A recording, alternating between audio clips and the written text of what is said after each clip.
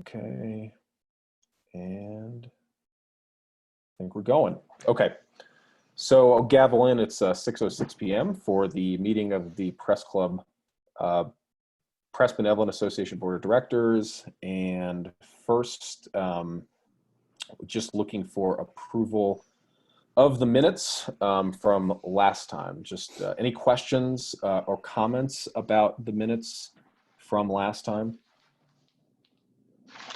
The PBA. They are brief. And I will entertain a motion, if there are none, to approve those minutes. I move to approve the PBA minutes. Second. Larry motions, Holly second. All in favor? Aye. Aye. Aye. I realize I can't be a part of that, so everybody else said aye. All right, the motion carries. Thank you. Moving on, Tom Fouch, Press Benevolent Association Managers Report. And I have a sub-item here for the PPP loan because technically that loan that went through was for the PBA. It was not for the Denver Press Club, but the floor is yours, sir. Okay. Actually, I'm going to start off with that, so we'll kill two birds with one stone, if that's all right, Dan. From the PBA standpoint and the impact that COVID-19's had on us. Okay, here we go. We applied for, on April 8th, for the PPP loan.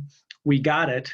It took a little while. It took a little doing, and Dan, thank you for your efforts on that front. But we received $21,385.52. $21,385.52. That is our annual salary divided by 12 times 2.5, and that's how we get that number. We went through Evergreen National Bank. They were very helpful up there. And in order that we not have to repay that loan and it become a full grant, the full amount, we are required by law to spend 75% of that on payroll. That amount totals $16,039.14, so $16,000 and change. What that means is and I'm getting conflicting reports on this, and I'm trying to find out two things. One is, do we have to spend that full amount over the 10 weeks, the 2.5 months first of all, that's the first thing, if we have to spend it in that time period. The second is, does the stopwatch start from the time we submit for the loan, which was what was in the original language, to the time we receive the loan, which has been in subsequent language? And I'm not getting straight answers. I can't even get a hold of anyone at Evergreen right now, but I'll get that straightened out.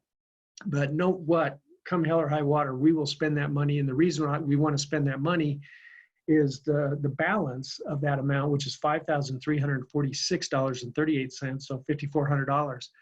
If we exceed that 75% in payroll, we have to pay none of it back. So in other words, we can use the $5,300 for whatever we see fit. Other allowable expenses under the loan, there are three biggies: mortgage, rent, and utilities. We no longer have mortgage and rent, but we do have utilities. So I'll make sure that those funds are used to pay those bills as well. Tom, quick question. Do they define what utilities is by any chance? Does that like internet, gas, and electric, or is like internet not considered a utility under the rules? You know what, Dan? I don't know, but that's really a good question, and I will find out. You don't want to throw garbage in there too. Right? Well, you know what? I've been talking to all of our vendors, and our garbage and recycling folks, they're a little more stringent than the others. They were going to charge us, our normal bill is $180 a month for those two receptacles out back. They wanted $40 a piece per month for us to just let them sit there. They wouldn't service them, they wouldn't pick them up, they wouldn't do anything, but they're going to charge us $80. So I got on the horn with that company and said, quite frankly, that this is unacceptable. And because we may be going a full summer, not just through May 11th or May 26th, if we can't open, then it might be I just threw out there, it might be June, July, or August that we have service. And it would be financially in our best interest for us to cancel that agreement. And then when we know we're going to open up, find someone to start hauling away our trash and recycling again. That got their attention. So I'm going to get a bill from them, oh gosh, probably towards the end of this week for the next amount. And she already told me it will be very confusing because they went back to my original email where I said, please give us a break on this stuff. So we're going to get a credit on that amount, plus what they intend to charge us going forward. And I'm going to get her on the phone and we'll knock something out. So I don't know if that's a utility or not, but I don't want to pay it regardless. So we'll find out what they say. Next on that, and this just has to do with the PBA. Every single one-time event, I'll describe that in a second, one-time event since March 13th through the 10th of May has been canceled. And by one time, I mean schedule dependent. For example, the second Friday of every month, we get the Downtown Democratic Forum in there for breakfast. We had a SPJ event in there. We had the Denver Oil Man's Dinner in there. Those were set. They're not going to happen again. All of those have been canceled. The total room charge, this isn't any revenue we would generate as a result of pouring drinks. That's $3,900, $3,925. That's money that we will not see. The one exception to that is we might get the Denver Oil Man's Dinner back later in the year. They're trying to decide. I hope so, because that's an $850 room charge just for that one event. The biggie on that front was we lost the high school prom that we've done every year for eons, and that was $1,400 down the tubes. And of course, that won't come back, well, till next year. Thirdly, I'm still in contact with Jim Boffenkamp. He was very appreciative of the tip that he received. I have to ask Dan, did you figure out a way to get him that money? Skylar, the tip. That'll process to the club. It'll just come in the mail. But I think that still takes some time. So if you haven't received it already, we might want to just figure out how to advance that. But I know those funds are always delayed for processing or whatever. I think it's like. Okay, I thought Dan, you said you were going to figure out a way to get that to him directly so we could avoid payroll taxes, payroll costs. So it's donated. That's my mistake if I said that. It's because it has to be connected within Facebook to an actual 501c3 nonprofit. That's why you were able to host that, right, Skylar? Yeah, exactly. So okay. I'll check with Jim to make sure what's ever going on, and I'll keep an eye out for a check. I really have to recognize Skylar. While it was my idea to create this tip, man, you put rocket fuel into that thing with your birthday. So kudos to you, friend. You did a great thing. Exactly. I was astounded at how those numbers climbed.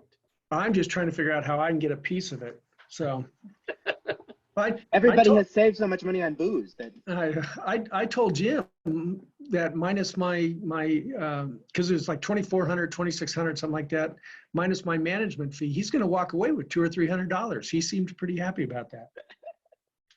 I've been in regular contact with Chris at Mescal Maggie's. He has no revenue, nothing on the docket, so he cannot pay. And the agreement we reached was this: he will pay us in full and will extend his lease the number of months that he does not pay rent, which right now is only April and May. He has applied for the PPP loan. He has not received that yet, but if he does, he included rent in his application. And if he gets that, we will get full rent for the months that he applied for.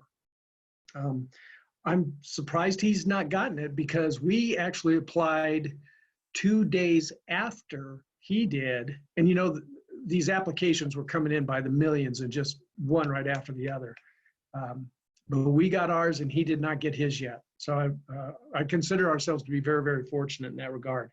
But that's the agreement I struck with Chris. He'll extend the lease, but if he gets the loan, he'll pay us the rent in full. I'm still checking with a number of our older at-risk members. I've had a number of our older at-risk members remark about the boss gift and demand that we now serve food, a la carte dining every day of the week.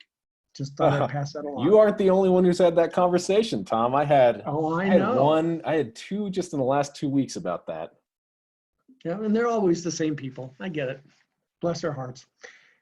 Finally, with regard to the PVA, reopening. I've had a couple of conversations with Jim to see how comfortable he is in reopening his personal health and safety, not so much the members that are coming in, but him. But typical of Jim, he was more concerned about the members than he was himself. And so that is his primary concern about how we can keep the folks that walk in the door safe and sound. What I've already done is I was able to secure already some extra soap, hand soap, and sanitizer. You ready for this one? Guess where I found sanitizer?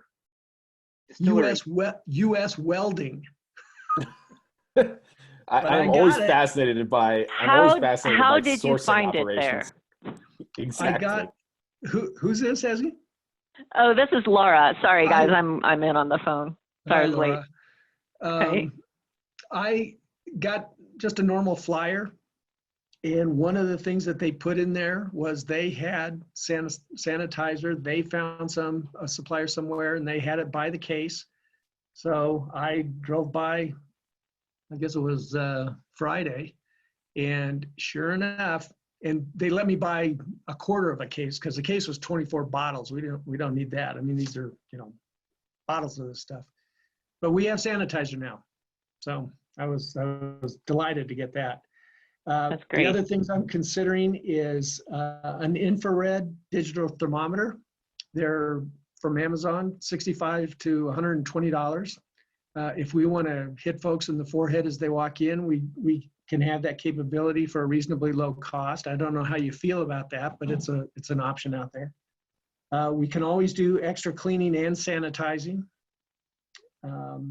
Would that be, Tom, would that be like bringing in our cleaning person like once a week instead of once every other week as you do now, or twice a week? What's now and what would like be more?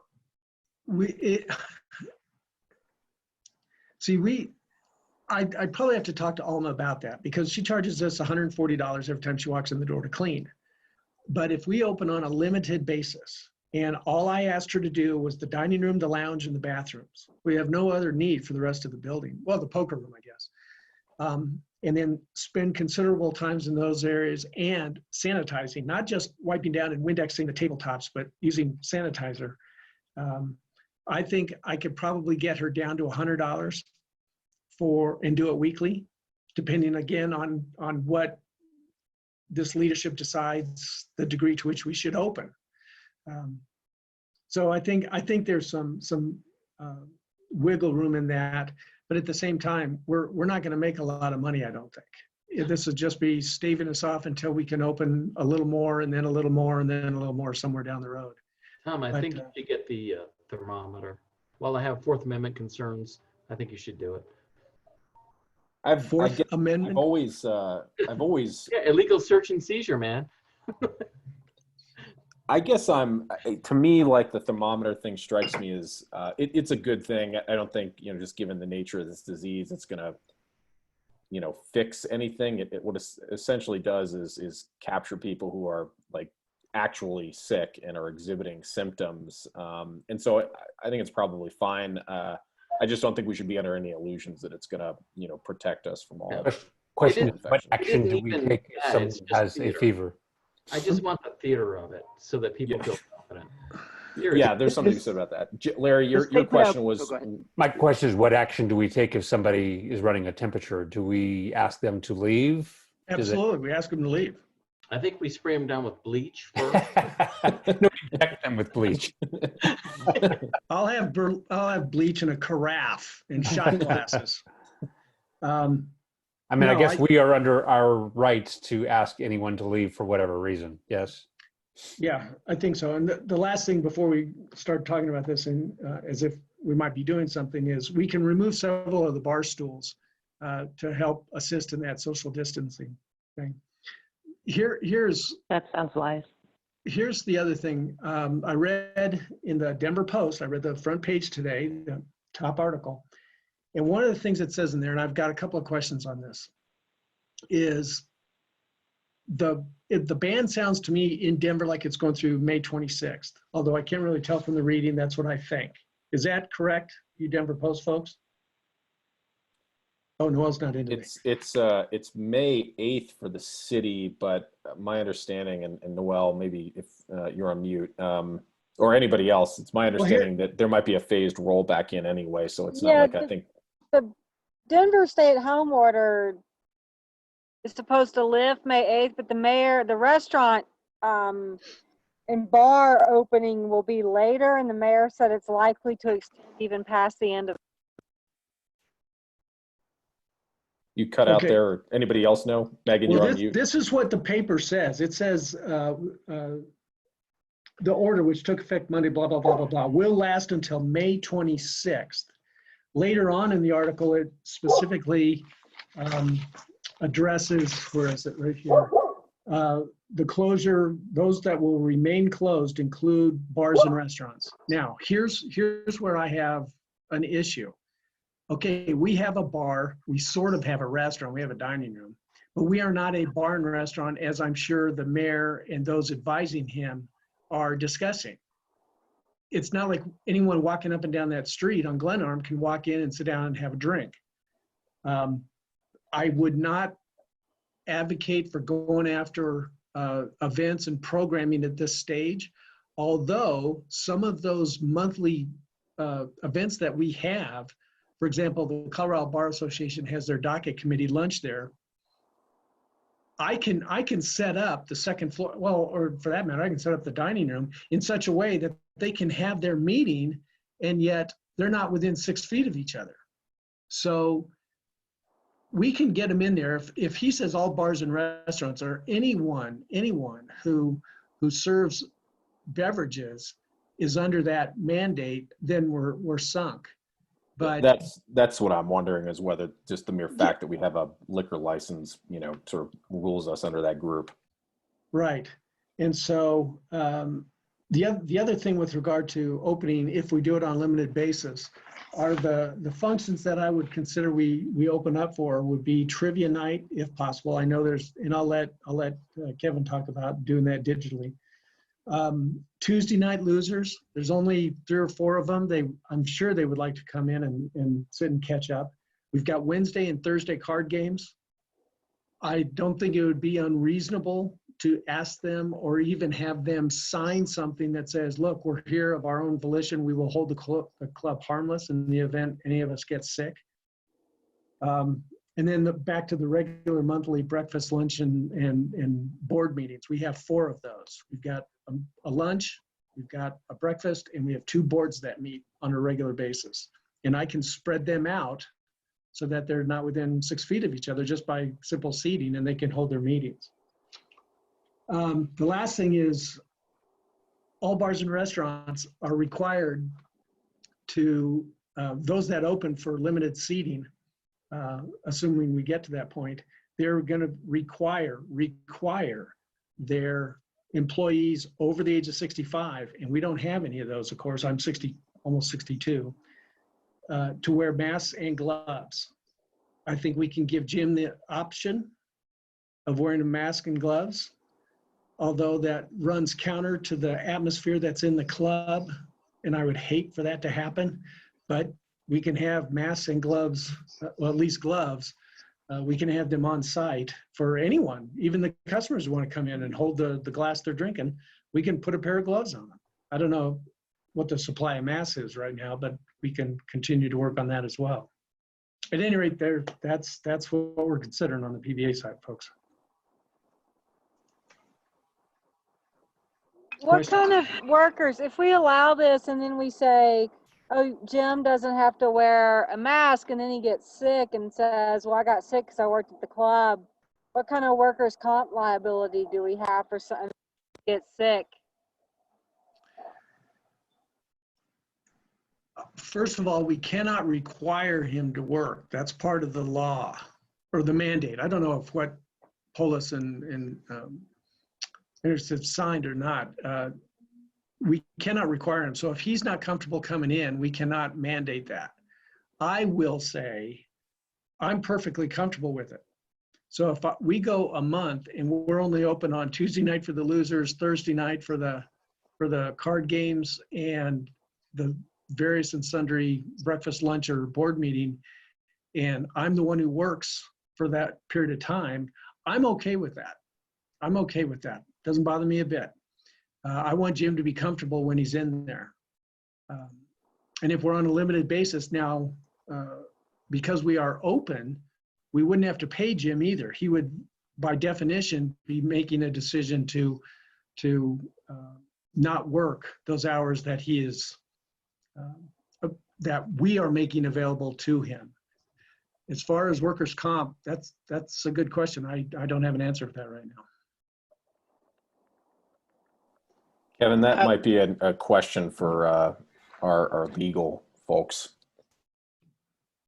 What timeline are you thinking were this to happen? June, where this would start liberalizing, or after May 15th? I know no other liquor license is going to be activated in the city, for example, prior to the 15th, and probably not much after. So, I mean, I have a concern. The 15th or the 11th?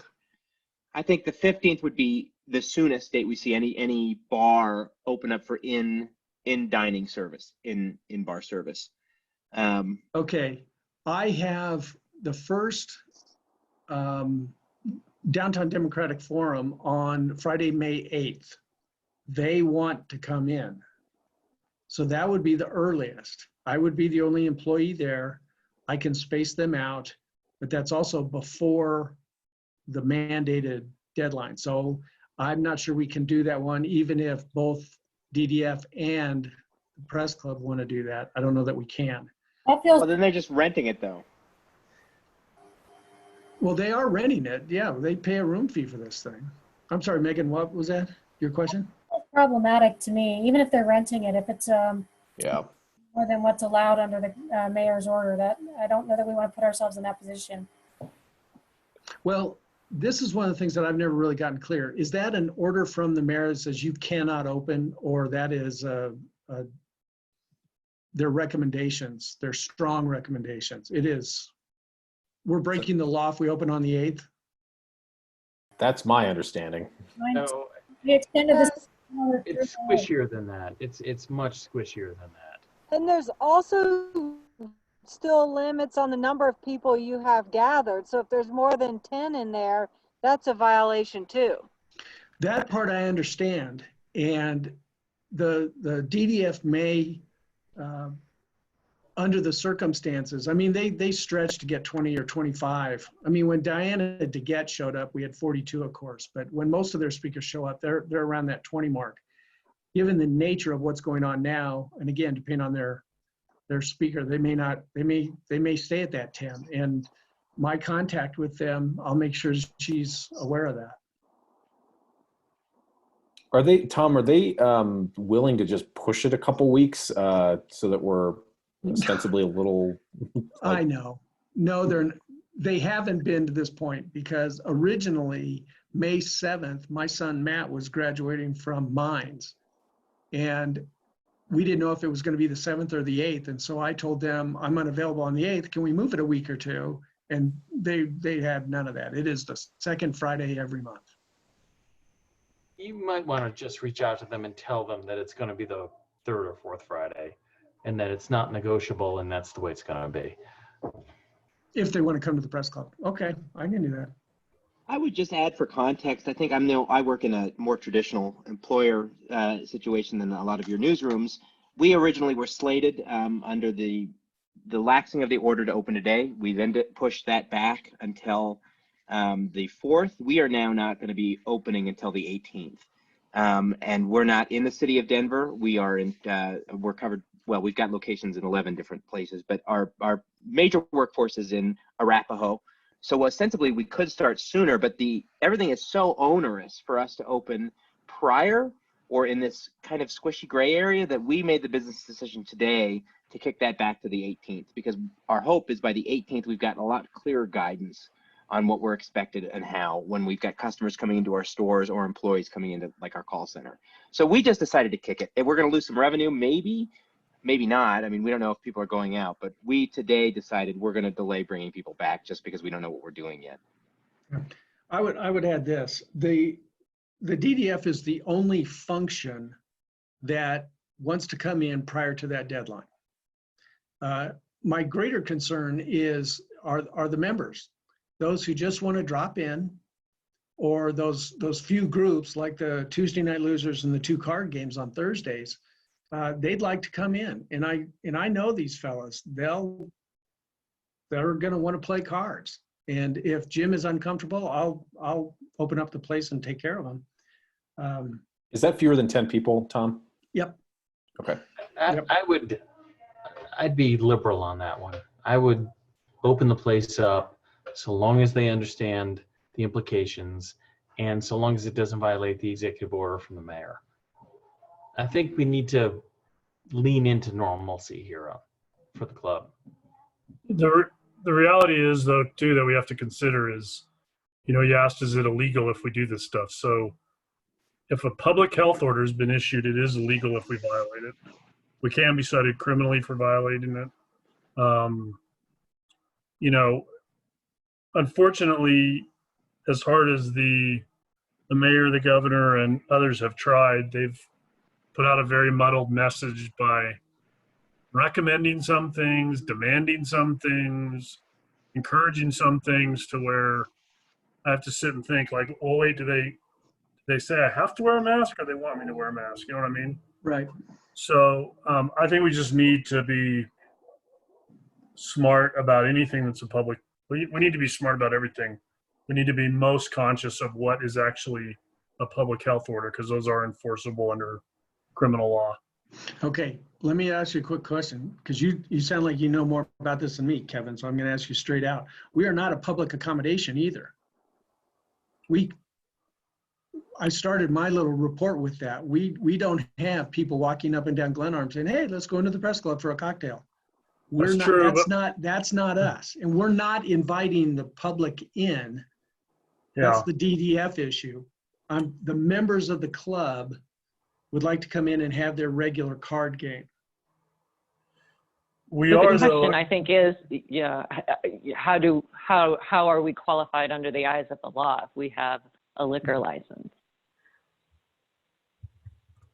I can ask Marley if you want. I mean, when it came to AAA, I just asked Marley, who I know, she's the director of all this for the mayor. I can just shoot her an email, but once we ask her, then we get an answer, and then they know we're asking. So just to be clear on that. I think that the liquor license, Tom, changes the equation a little bit in the sense that absent the liquor license, I think the one thing that would apply to us is not allowing a gathering of more than 10 people. I think the liquor license factors into it. Yes, we're not a tavern open for anybody wandering down Glenarm to come in and have a drink. So we're not like a traditional bar and restaurant in that way. But we do have a liquor license, and, I guess I don't know how that figures into it. But generally speaking, in all these things, the health department, whether it's the state health department or the city or the county, tri-county or whatever, issues an order, and maybe what I should do is read what's actually been issued in Denver in terms of orders, not necessarily what the mayor has said at the microphone with the cameras there. I've read everything that the licensing bureau has sent me, and in not a single one of them are the words public accommodation mentioned. Not one. We are a social club, but you know what? Under that edict, so is the DAC across the street. And we're completely different under the tax code. So I'm just, if there is wiggle room on that front, it would be our status as not being a social accommodation as others are. That's all. Yeah. I would rather know for sure and get an answer that we didn't like than take a risk and we have know it backfire. for sure the mayor, the city of Denver, everything's still shut down, stay home through May 8th. And so if he's like the governor said it would end April 27th, but he didn't release guidelines that afternoon. I wouldn't expect the city of Denver to have an answer until May 8th. I would agree with Laura and just Skylar. I think it's probably worth just asking, and the answer may just simply be, we're not issuing guidance on this for another week or 2 weeks or whatever it is. But I'd rather just know. I don't want to take chances with this legally, like have to face fines or anything like that. Wasn't there a bar just on Colfax that just got hit Sancho's? Yeah, Sancho's. The Denver enforcement team has hit like 23 businesses so far. They're very active and they're kind of bored. Yeah, it's just not worth it. Like, yeah. Call the Department of Excise and Licenses and ask, and I would bet $10 that they don't have an answer and we won't know until May 8th or later. If then, because our news desk can call and ask about specific things and we can't get answers from it. Like, we don't know. So, that's Skylar, call desk and then be prepared and have a non-answer and not know till May 8th. That's fine. Skylar, why don't you go ahead and just reach out to your contact and just see if you can get an answer. Does that sound good? Yeah, and I'm going to copy you on that, and I'm going to send that right now just so it's done, and then we'll go from there. And I'm going to copy Tom as well. Yeah. Thanks, Sky. But Yeah. I would rather not have to write a story about the Denver Press Club getting cited because we violated something. That'd be embarrassing. Just spell my name right this time. Okay. The other thing that I would say, Tom, that I'd like to do is, and maybe it's a little premature to do this exercise, but we should probably just write up a list of guidelines. And I just start with you on just draft up something you say like, okay, if we open up on a limited basis, like here's what we are planning to do. We're going to be removing bar stools. Like we encourage, I don't know, just some of the things that we'll do proactively and some of the things we Want me to ask. send that to you then and you put it like out to the newsletter when we finalize it? Okay. Sure. All right. That's all I got. Questions for Tom? Thanks, Tom.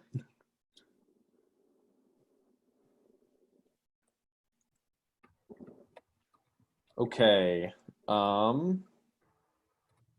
Thanks, Tom, for the manager's report. Kevin, treasurer's report. I don't really have much to add. I have not heard back from our attorneys on the question about liability insurance. That's at least half on me. I didn't reach out until after you and I talked last week, and you jogged my memory that was something I needed to do. So I looked back at my last email from Eric from a couple weeks ago that said that they were dealing with a number of emergency situations. So I'm just going to assume that that's what's going on. And Pro bono work is not at the top of the list. Yeah, and I'll hear from him, I assume, tomorrow, or as soon as I do, I'll forward it to you. But I just haven't heard back from him. And I think the whole question about how do we reopen and that sort of thing. I mean, this is obviously maybe germane in the other meeting. I would urge us to be cautious and smart. Obviously, I think we can weather the storm of the financial hit we're taking, and I'm really concerned that what we're going to see happen way beyond the club is that as things open up, we're going to have a surge in new cases, and a bunch of places are going to issue new stay-at-home orders, and it's going to feel like a huge step back, and it's going to push, our long-term ability to get past this thing farther out into the future. But that's beyond our ability to control right now. I mean, I'd echo that. A couple weeks of just waiting is not going to be something that cripples us financially, and I'd rather just be cautious. We're fortunate.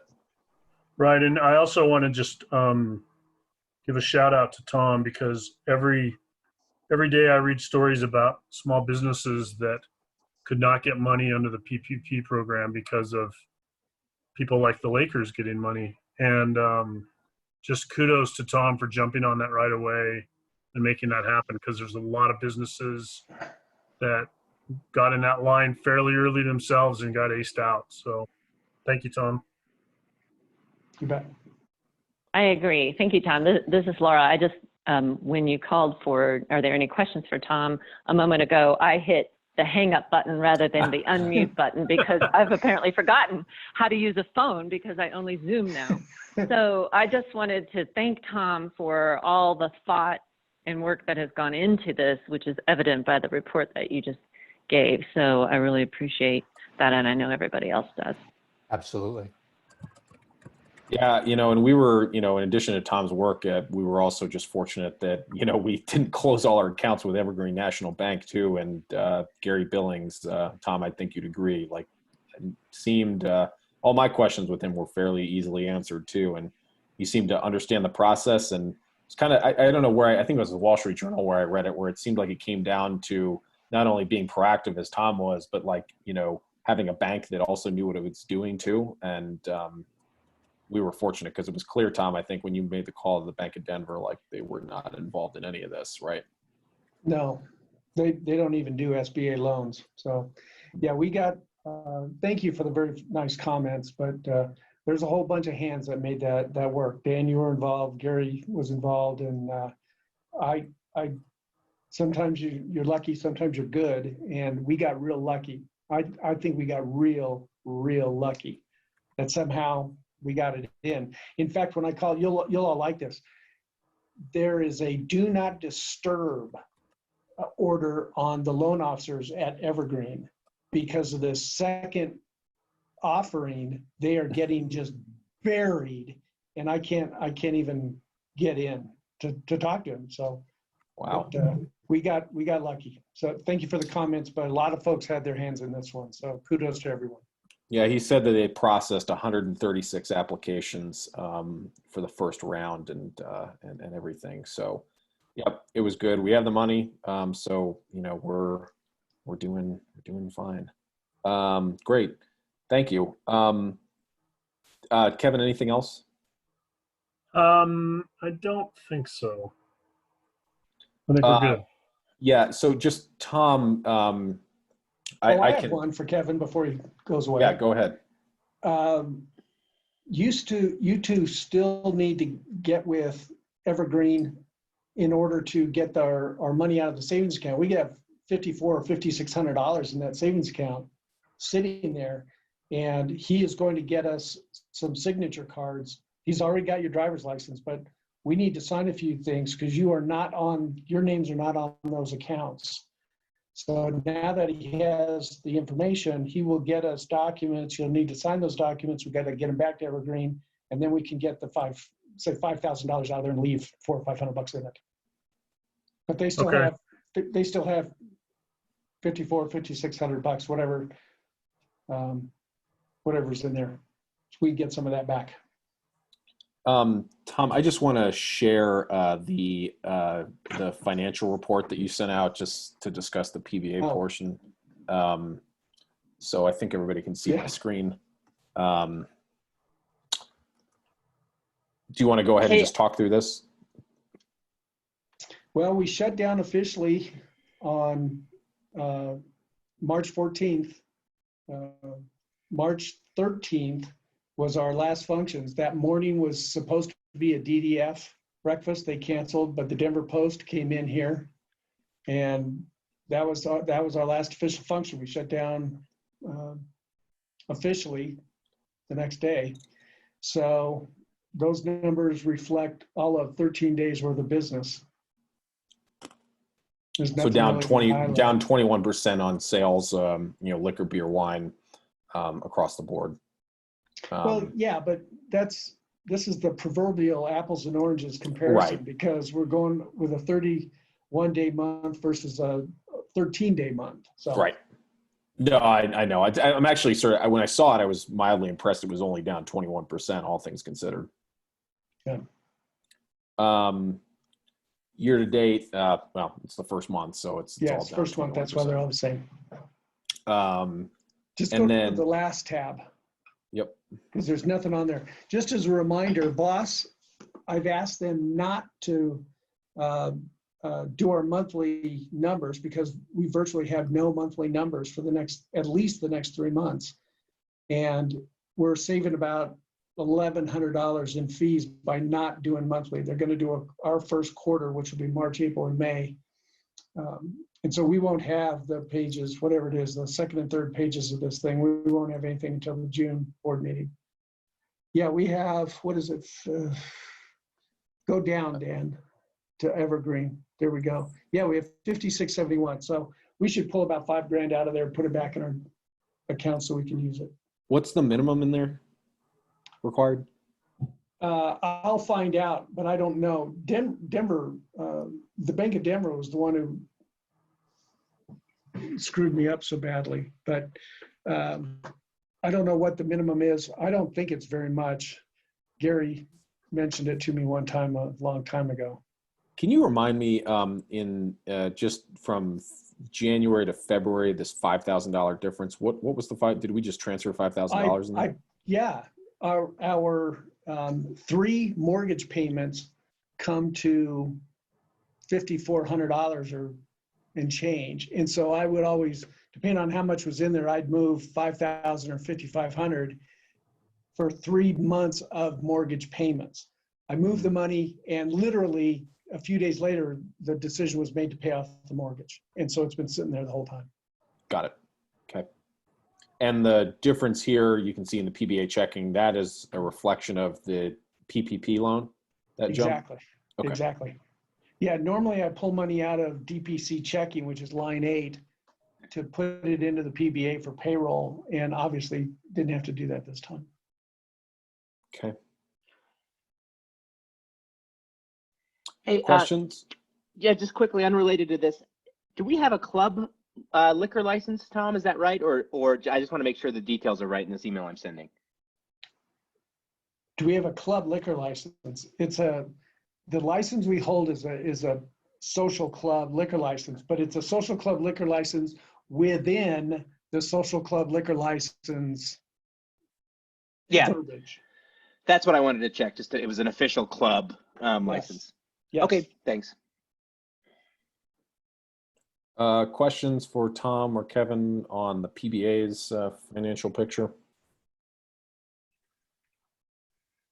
One thing I do want to just add, Kevin and I talked about this a week ago or so, but we sort of, one of the things about the loan documents that I had to sign was that there's nothing in there that technically says that the SBA has to reimburse the loan. And so, the worst case scenario, for some reason, we are obviously doing our due diligence, checking all the boxes, doing all the requirements. Gary Billings at Evergreen has acknowledged that he wants to work with us. It's not in his best interest at all to ensure that we somehow get pegged with this. However, if for some reason, some sort of massive change happens and we're on the hook for this $21,000, $21,385, at 1% interest, because that's what the interest rate is capped at, enough so that Evergreen is getting, and these banks are getting something in return for the servicing of these loans. It's not the end of the world if we were suddenly to have to pay it back. I think I am confident in saying that. Tom and Kevin, would you agree? Yes, I would. And I would add this, the documentation that he requires me provide them are payroll records and utility bills, things like that. It's really a snap. So at the end of this thing, I'll be in touch with Gary throughout, but at the end of this thing, as soon as we hit that threshold, I'm going to send him everything. Said, okay, we are officially a grant. Do whatever you have to do to make the folks in Washington know that. Yep. Cool. Okay. Thank you. Mm-hmm. Right. Moving along. Any new business for the PBA? Oops, did I say that out loud? Go. No, there's nothing. Okay. I'm already 20 minutes behind on my rip-roaring agenda here.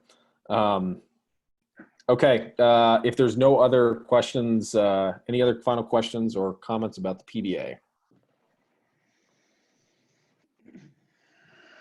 All right, I'll call this meeting adjourned at 6:50 p.m. And we'll now transition over to the Denver Press Club instead. Just give me a second to pull this agenda up.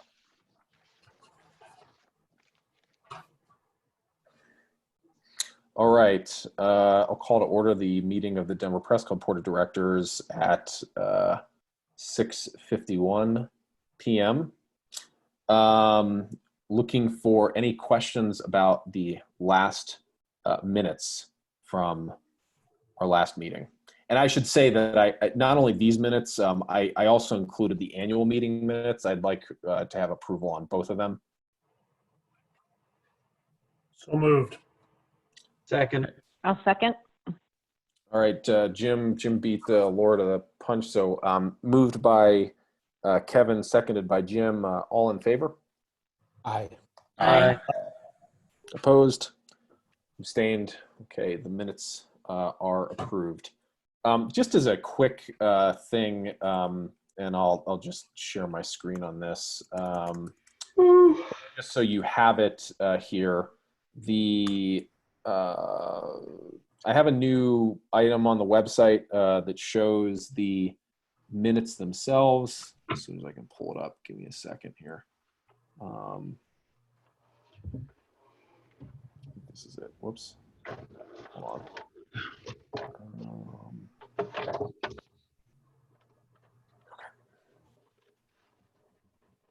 So I think everybody can see this. I'm posting all the agendas and minutes publicly on here, just on these pages. Jim Hill, it's a standard page. It's pretty simple to update and look at in the WYSIWYG editor if you want to take a look at it. But yeah, agenda and minutes are here, just in the interest of transparency and other relevant documents all the way back to 2018. I've gotten a bunch of other stuff in here. Posted our budgets, a disclosure about our funding sources, and all of the 990s that I could track down from Voss. Couple notable things that are missing. No idea where 2010 is. Apparently Voss doesn't know where 2010 is either, in addition to 2009 and 2005. So, I'm going to continue to endeavor to try to track those things down. But I think we've got, again, the whole point of this is where we'll post meeting stream replays on our YouTube channel and stuff, and agendas and minutes if people have them. I figure this is something that the SPJ does. I sort of looked at them as an example. Of course, lots of other meeting places do. And again, you can just find that under About and Documentation, and it's all in here. So if you have any questions about any of this stuff and you can't find it in the Google Drive, this is where you can find all this stuff. They're just all set up as PDFs. So 4 minutes. Great. Okay. That's great. It's really great to have that. Thank you. So before we get too far, I do want to welcome our newest board member, Jim Hill. We didn't start with you because we just dove right into the for-profit side of the business. But I don't know if you've had a chance to meet everybody, but maybe you want to just introduce yourself to everybody quickly. You are. Yeah. Go ahead. I think I've met most everyone here, but for those who don't know me, I work over at Colorado Public Radio. I'm an editor over there. I handle a lot of work on the digital side and do some of the audio editing as well when needed. And I've been bouncing around the market. Used to work up at KUNC for a number of years. I started out in commercial radio a couple of years ago before I took a 6-year break from media in between that and working with both KUNC and Colorado Public Radio. So you got your sanity back for at least a little while. Yeah, a little bit. I would say that 6-year break of not working in media wasn't that much sanity because I decided to go work for a concert production company. So I was handling touring logistics and moving stages and lighting and Bon Jovi's guitar. So sanity, yes. Well, that's really interesting. Well, we're glad to have you, Jim. And Jim's going to be helping us a lot more just on our website. I've already roped him in to help on a bunch of stuff. He knows WordPress really well, and going to be posting and adjusting and posting a lot more stuff on the site. So thanks, Jim. We value your expertise, and it's good to have somebody from Colorado Public Radio on the board too. We haven't had that in quite some time. So thank you. All right. Moving on, new membership applications. So there are 4. Kathleen Friel is non-resident. She has a production company, and I'm going to look it up and just check to see what it is, just to be sure. While I'm doing that, next one, David Sabados, who is the, I think, co-publisher and editor is probably how I'd best describe it, of Denver North Star, which is a little relatively recent publication, started in North Denver. David joined us for happy hour, and I've talked to him. He was a former candidate for Denver City Council, lost, and then decided to go into starting a new publication for North Denver after a prior North Denver newspaper ended up shutting down. So it seems like things are holding out okay, all things considered for them. But yeah, he joined, and so we're glad to have him on board. And then let's see. Holly Bovenkamp, who, judging on the last name, I can only guess is Jim's mother. Tom, I don't know if you know, but I think it was like right after you're on mute. I've met his mom, but I don't remember her name. But Bovenkamp, Smith, it's all common. So yeah. Who knows? It came right after I think we told Jim that we were going to keep him on and keep keep paying him. So I'm extrapolating a little bit here, but I think it was probably just a show of support, which we certainly appreciate. So sure. She actually works for Lockheed Martin, I think is what it was. So potential some interesting things there. I think it's Ball. She works for Ball. That's what it is. Okay, so do you know who she is, Skylar? Is it who is Holly? No, I don't know her, but I was talking to Jim about, I was looking at a job at Ball a while back. He's like, oh, my mom works at Ball. So I think that if you thought it was Lockheed Martin and I thought it was Ball, it's probably the same person. It's Ball. Yeah, as soon as you said that. Kathleen Friel is out of state in, I think it's California, and has just a small production company, does video storytelling, and I just have to see like where exactly it's from. Cripple Creek. Okay, so outside of the metro area, so in Colorado. Joined at the non-resident rate. And then lastly, we have Gemma Lockhart, who I actually emailed this morning, and also a production company that focuses primarily on telling stories about Native Americans. So those 4 members, any questions about any of them?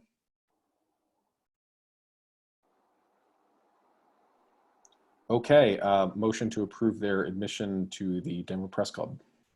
I move we accept their membership into the press club. Second. Motion by Noel, second by Larry. All in favor? Aye. Aye. Aye. Aye. Opposed, abstained. Okay, the motion carries. All right. I had a nice public comment thing in here because I thought I was going to be posting this. There is no member of the public here, but that's okay. They'll watch it afterwards. So we'll get better about that, honestly. Still kind of just working out the kinks with Zoom and everything, but we'll get all of that, and we'll be sure to post this in the members only newsletter. So if people want to jump in and join, they certainly can. Next on the agenda is the Damon Runyon. I say postponement, but we're still penciled in for September 12th at this point. Her assistant, Judy's assistant, has confirmed, yes, penciled in, but with an asterisk next to it, as in we don't really know again what this is going to look like. And it could be that we can't accept 300 people, that the Denver Athletic Club won't do that. We just don't know. It could be that Judy won't want to travel. The last time we discussed this, we said that if we can reasonably get 300 people in the room, because we're sold out, and Judy doesn't feel comfortable traveling, we would work with Production Services International, who I actually talked to a couple weeks ago, and said that they could facilitate something like that to have her, sort of live address in video form. Not ideal, but at least, there'd be an option there. The worst case scenario, I'd say that the other two possible scenarios are that we go fully to a virtual event, which some major conferences I know are doing, and I think if we were to do that, we'd be looking at refunding a sizable part of everything, or we look to just postpone everything until 2021. That's kind of where my head is on this. I don't think we have to make a definitive call on this until, I think we need to know where our head is at the end of June, frankly, early July, and then, really by mid-July, we probably have to make some sort of specific call about what we're going to do here. So, but that's where my head is. I open it up for discussion, though. Dan, I think that it's possible and maybe even likely that some sort of an order limiting the size of groups that can be together is going to be in place in the fall. There's been a lot of discussion about, the Broncos, everybody playing without crowds, without fans. So obviously if that happens, we can't hold this event in the traditional way in the fall. So the question would become, are we better to try to do a virtual event and offer those who've already bought tables some sort of some of their money back or some other kind of perks to make up for the difference? Or do we not try to hold a virtual event and lick our wounds and regroup and try to come back in the spring of 2021 with something really special? I would look for, I don't know if I have an opinion on that just yet. I really want to hear what other people think. I think that, this is Laura, I think you're right that we just need to kind of evaluate at the end of June or in June. Yeah. It's hard to predict anything right now. I agree. We just don't know what the state of the world's going to be. The only thing I would add is that Jerry Garcia died and the Dead stopped, they kept touring that next year. So, and the Dead are not touring this year for the first time since '65. So to the extent that we're living in extraordinary times, that's been my shorthand. I think it is very reasonable to suspect that we will not be allowed to do something in September.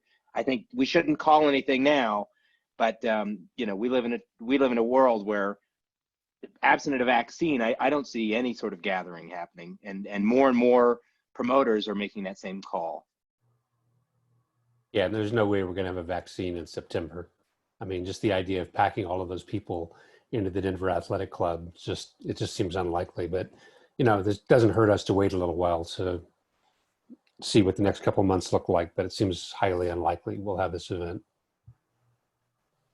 How do people feel about, and again, we've got some time to think about this, but how would people feel about converting this into a digital event? And, at that point, it'd be very, very, essentially at that point, you'd have almost no cost other than setting up a Zoom call, and, honoring, you'd probably do something like a webinar format so that, not everybody can just speak and everything and ruin the call. But you could have Judy address people like that and just sort of go down a line of speakers and, potentially you wouldn't need breakout rooms or anything. I'm really thinking about this in real time. And then you just tell people, your tickets are good for 2021, whenever we have that. If that's, in the spring, great. If that, again, has to be pushed back to the fall of 2021,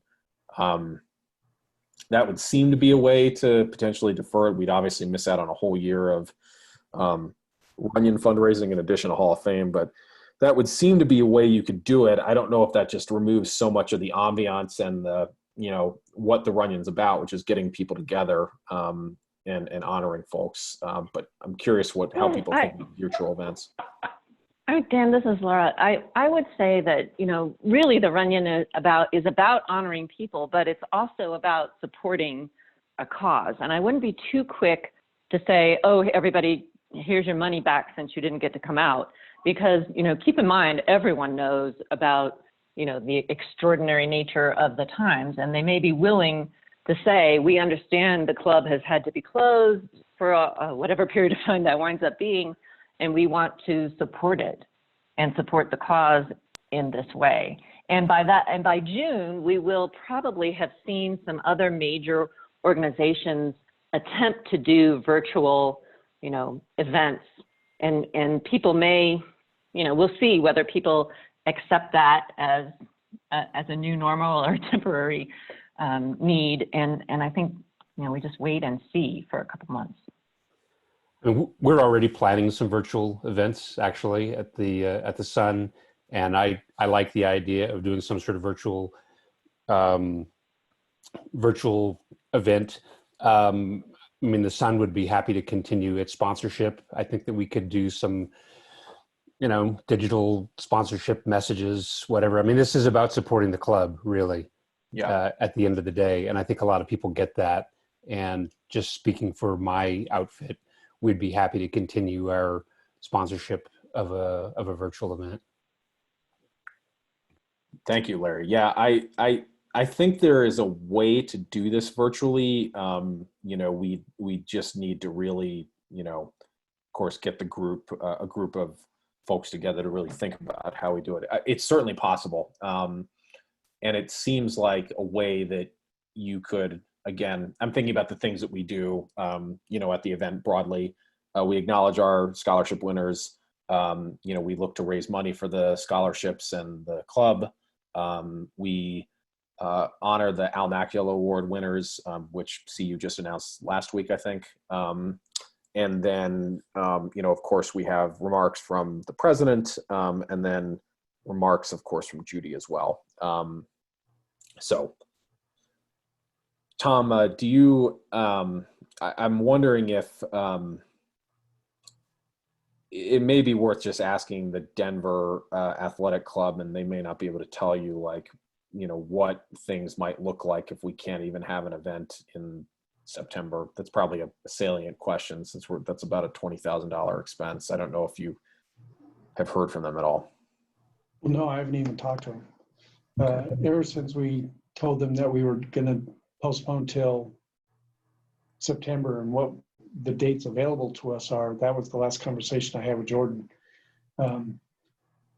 I concur with a number of the comments that have been made that a function of this nature, they're probably losing all of them and not planning on getting any of them. So it won't come as any surprise to them to be asked the question, what are our options? Other thoughts from folks?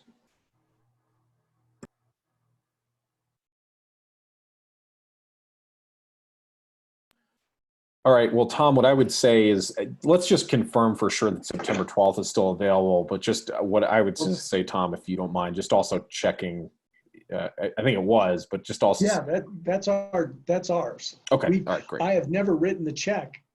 Right. So we haven't even given them a dollar of deposit for that date yet, because they know that we were waiting on Judy. That's our date. Yep. But we're waiting on a third party, so to speak. So they don't even have a deposit from us for September. But I'll talk to Jordan. All right. Any other questions or thoughts about this? We'll check back in next meeting for sure. Okay. The only other thing I have just related to this is I did get an update from the Denver Foundation, and all of the scholarship money has been officially dispersed. I don't think they've gotten final confirmation that it's actually hit the students' bank accounts, whether that's in the form of direct deposit or check. I think it's just checks. I need to actually check and see. Charmaine sent me a note right before we jumped in here, so I just need to look at that. Don't the checks actually go to the schools? They do. Give me a second here. I'll look it up.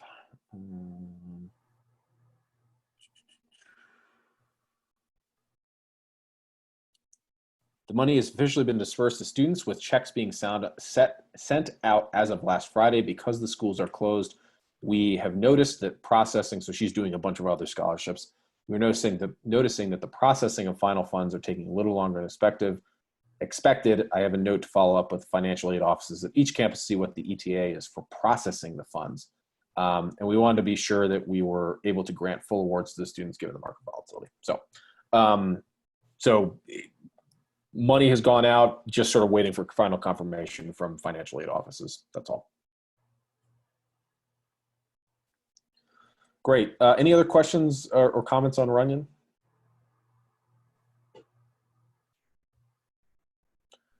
Okay, moving into my president's report, and Tom, I had you listed on here as well. We already talked about the first bullet, which was operating hours and possible reopening in May. I think we've exhausted that discussion. So moving on to the next bullet, the legacy fund. I also received this afternoon the signed fund agreement from the Denver Foundation. They are finalizing the setup of the Denver Press Club Legacy Fund. So she will let me know when it's ready to accept gifts. And so, that's moved along, took a little time. I think just with the market volatility and everything, it was just taking longer to process stuff, but that at least is there. The last time we had discussed as a group, given everything, and of course, it seems like a lot has changed in the last month, we were going to put out $150,000. The discussion in the Legacy Committee meeting on Monday, which was yesterday, was generally a recommendation not to put more than $150,000 of Walter's gift into this fund right away. That's plenty to meet the minimum requirements of this fund, but that we would still have roughly $125,000 stored away, in case of break glass emergency, like we're shut down for like a whole other year and we could use the cash cushion. So the fund is set up and, we're almost there, but I'm just looking for any thoughts from folks on whether you feel like, and we probably need to frankly have a motion on this, since we've gone through and set up the fund, the actual disbursement that we're going to be actually putting into this fund. So any thoughts from folks? I'll just open it up. 125,000 seems like an awful lot for a rainy day fund. So you're still in favor of 175, which is what I think you said last time. Yeah. I mean, putting 175 so that you're left with 100,000 as your rainy day fund. Walk me through the logic behind sitting on so much cash. I mean, I'm not being conservative, but that strikes me as really conservative. I think the logic, Jim, is that if we put money in the fund, we can't get it back and use it if we were in a pinch. Right? We'd have to have Is that majority true? votes. Under the terms of the agreement, we have to have, there are like extenuating circumstances. It's been a while since I've read the language, honestly, and if you give me a second, I can pull it up. No, I know there are hurdles for pulling it back out. It's not impossible, but there are hurdles. Why does let it me hurt jump us in here. to sit on it? Go ahead. What was the question again? You cut out, Holly. Holly's frozen. Okay, let me throw this in as a reminder. This may or may not back up Jim's point, but it's a factor to consider. We still have a $60,000 line of credit unused at Evergreen.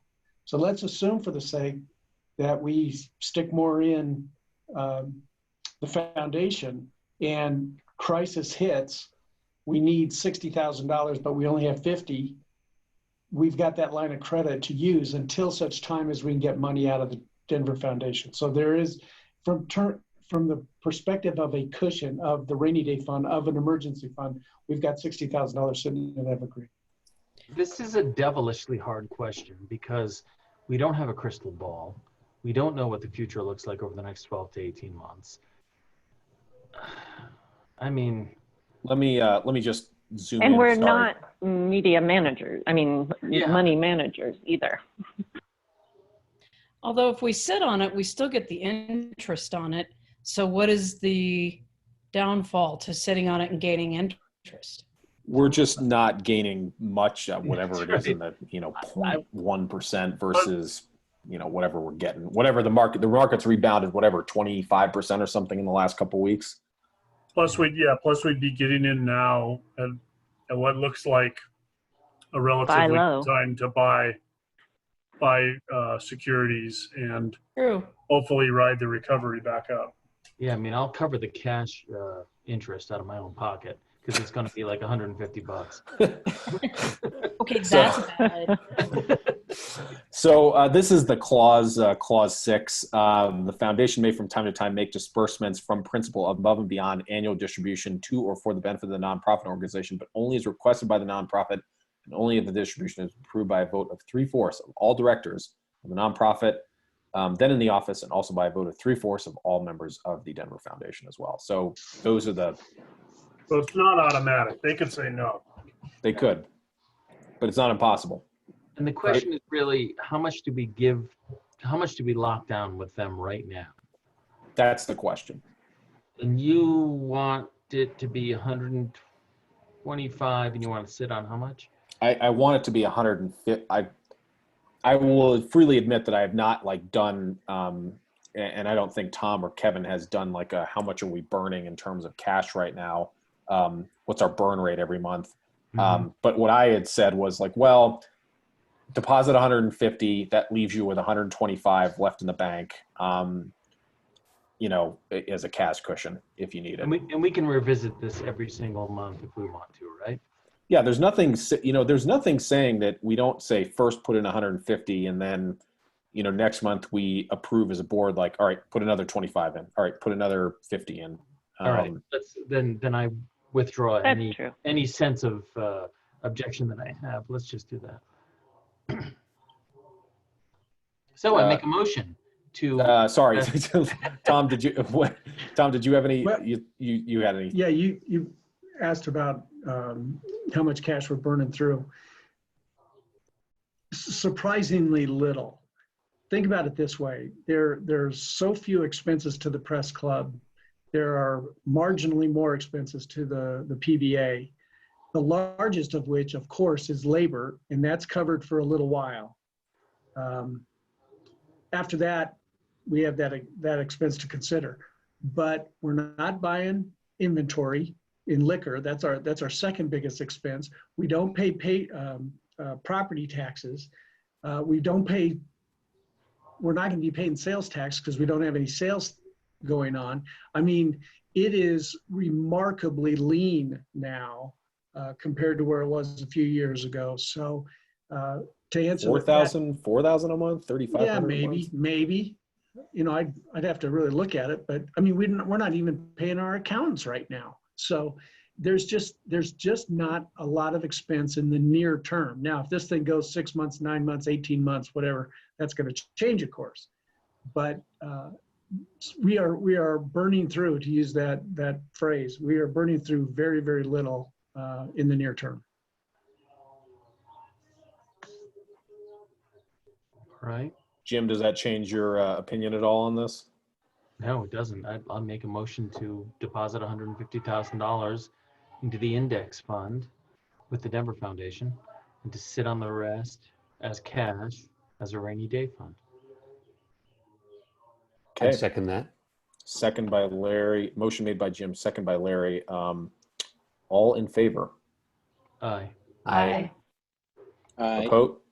Opposed? And abstained. Okay, the motion carries unanimously. Thanks, everybody. I think this is a prudent decision, and like I said, it's very easy for us to revisit this in a month. And again, it feels like we're, as with everything, going to know a little bit more in a month. And if we want to put another bit more in, we certainly can do that. So thank you. Do you want me to write that check then? I'll let you know, Tom. Okay. I do have the countersigned agreement, so I just need to wait for them to tell me that they can start accepting gifts. So I'll just respond to her, and I'll CC you and the officers and just ask, whether we can send gifts, but I'm pretty sure she's got to do just a couple other things for that. But we do have the countersigned agreement, which I'll upload to the drive. Okay, and be sure, granted, it's in the board meeting minutes now, but in your email to me saying send the check, be sure you include that amount. That way we've got it documented. Yep. Thank you. Okay, very good. Website, just updates. I already showed you the documentation and agendas thing. I do want to just kind of briefly share with you. We again had our, give me a second so I can just pull it up. We had our legacy committee meeting yesterday, and we made a couple of decisions about just, making sure that we put together an FAQ for everything. Give me just 1 second.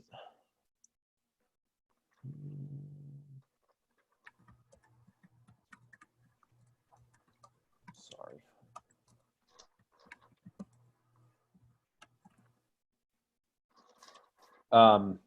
So this is our planned giving page, and some of the stuff on here, including some frequently asked questions as well. And really, our next effort is really, at Laura's suggestion, is to create a hot and cold list of potential donor, hot, cold, and medium list of potential donors, and people that we can reach out to and ask to begin the process of building on top of Walter's gift. And so this page, I think, does a really good job of explaining everything, how to give directly to us. And then there's a ton of stuff in here as well about how to just go and donate to the fund. Obviously, we're not in a position to promote this just yet because we just got the paperwork from the fund signed. But we'll be in a position to promote this real soon, once the foundation sets everything up. Laura, was there anything else that maybe I missed about this that you want to add from that meeting? No, I don't think so, but I do have to say that the committee you put together is really supportive, so I was impressed by that. Yeah. Yep, just looking to build. And so we did that, and then the other thing that we've just put together as well is just a list, and a lot of this is just looking to find all this information, but just listing all of our scholarship winners. We've actually got a lot more, and Kevin Vaughn, thanks for all your work in helping pull that document together. So we've listed a bunch of stuff. Press Club record keeping prior to all of our tenures was a little spotty, and so it goes from, we know how much we gave these people, really starting with David Milstead's presidency, and then prior to that we kind of have a list, and we don't know really much beyond that. We do have stuff going all the way back to 1958, but it kind of gets spotty prior to 2002 or so. So we'll keep building this out as well, and we're continuing to publish latest news on here. So seems like things have been going well, and again, just want to update everybody on some of the website things that we've changed as well. In addition to on that scholarship page, there is a link to the actual application, so people can apply. And of course, that application is linked to last year's, which is now closed. But this is where the resource will be for all of this. So, okay. Let's go back. The other thing that I just website related, I'll be setting up some times to do some training sessions. We've talked about this on the Nexodus membership database. Jim, I certainly would like you to be a part of those. Skylar, I think it'd be worth you being a part of these as well. And anybody else, Tom, certainly the Nexodus, which I think you are using with fair regularity. But I think the three of you, Kevin, Vaughn, certainly, just to walk through and do like some walkthrough trainings on these things. So we just have some cross training, cross skills exchange, so that it's not just a handful of people doing it now. And then WordPress to a degree, Jim, we've already had the chance to connect, and it's fairly straightforward, but the biggest priority I think for me is the Nexus membership database. So I'll be reaching out to all of you, and I'll just write a note to the whole board. The folks that I mentioned, I'd really like you to be there, and we can find a time and date, and others, if you want to join, you're certainly welcome to as well. So any questions on any of those two things?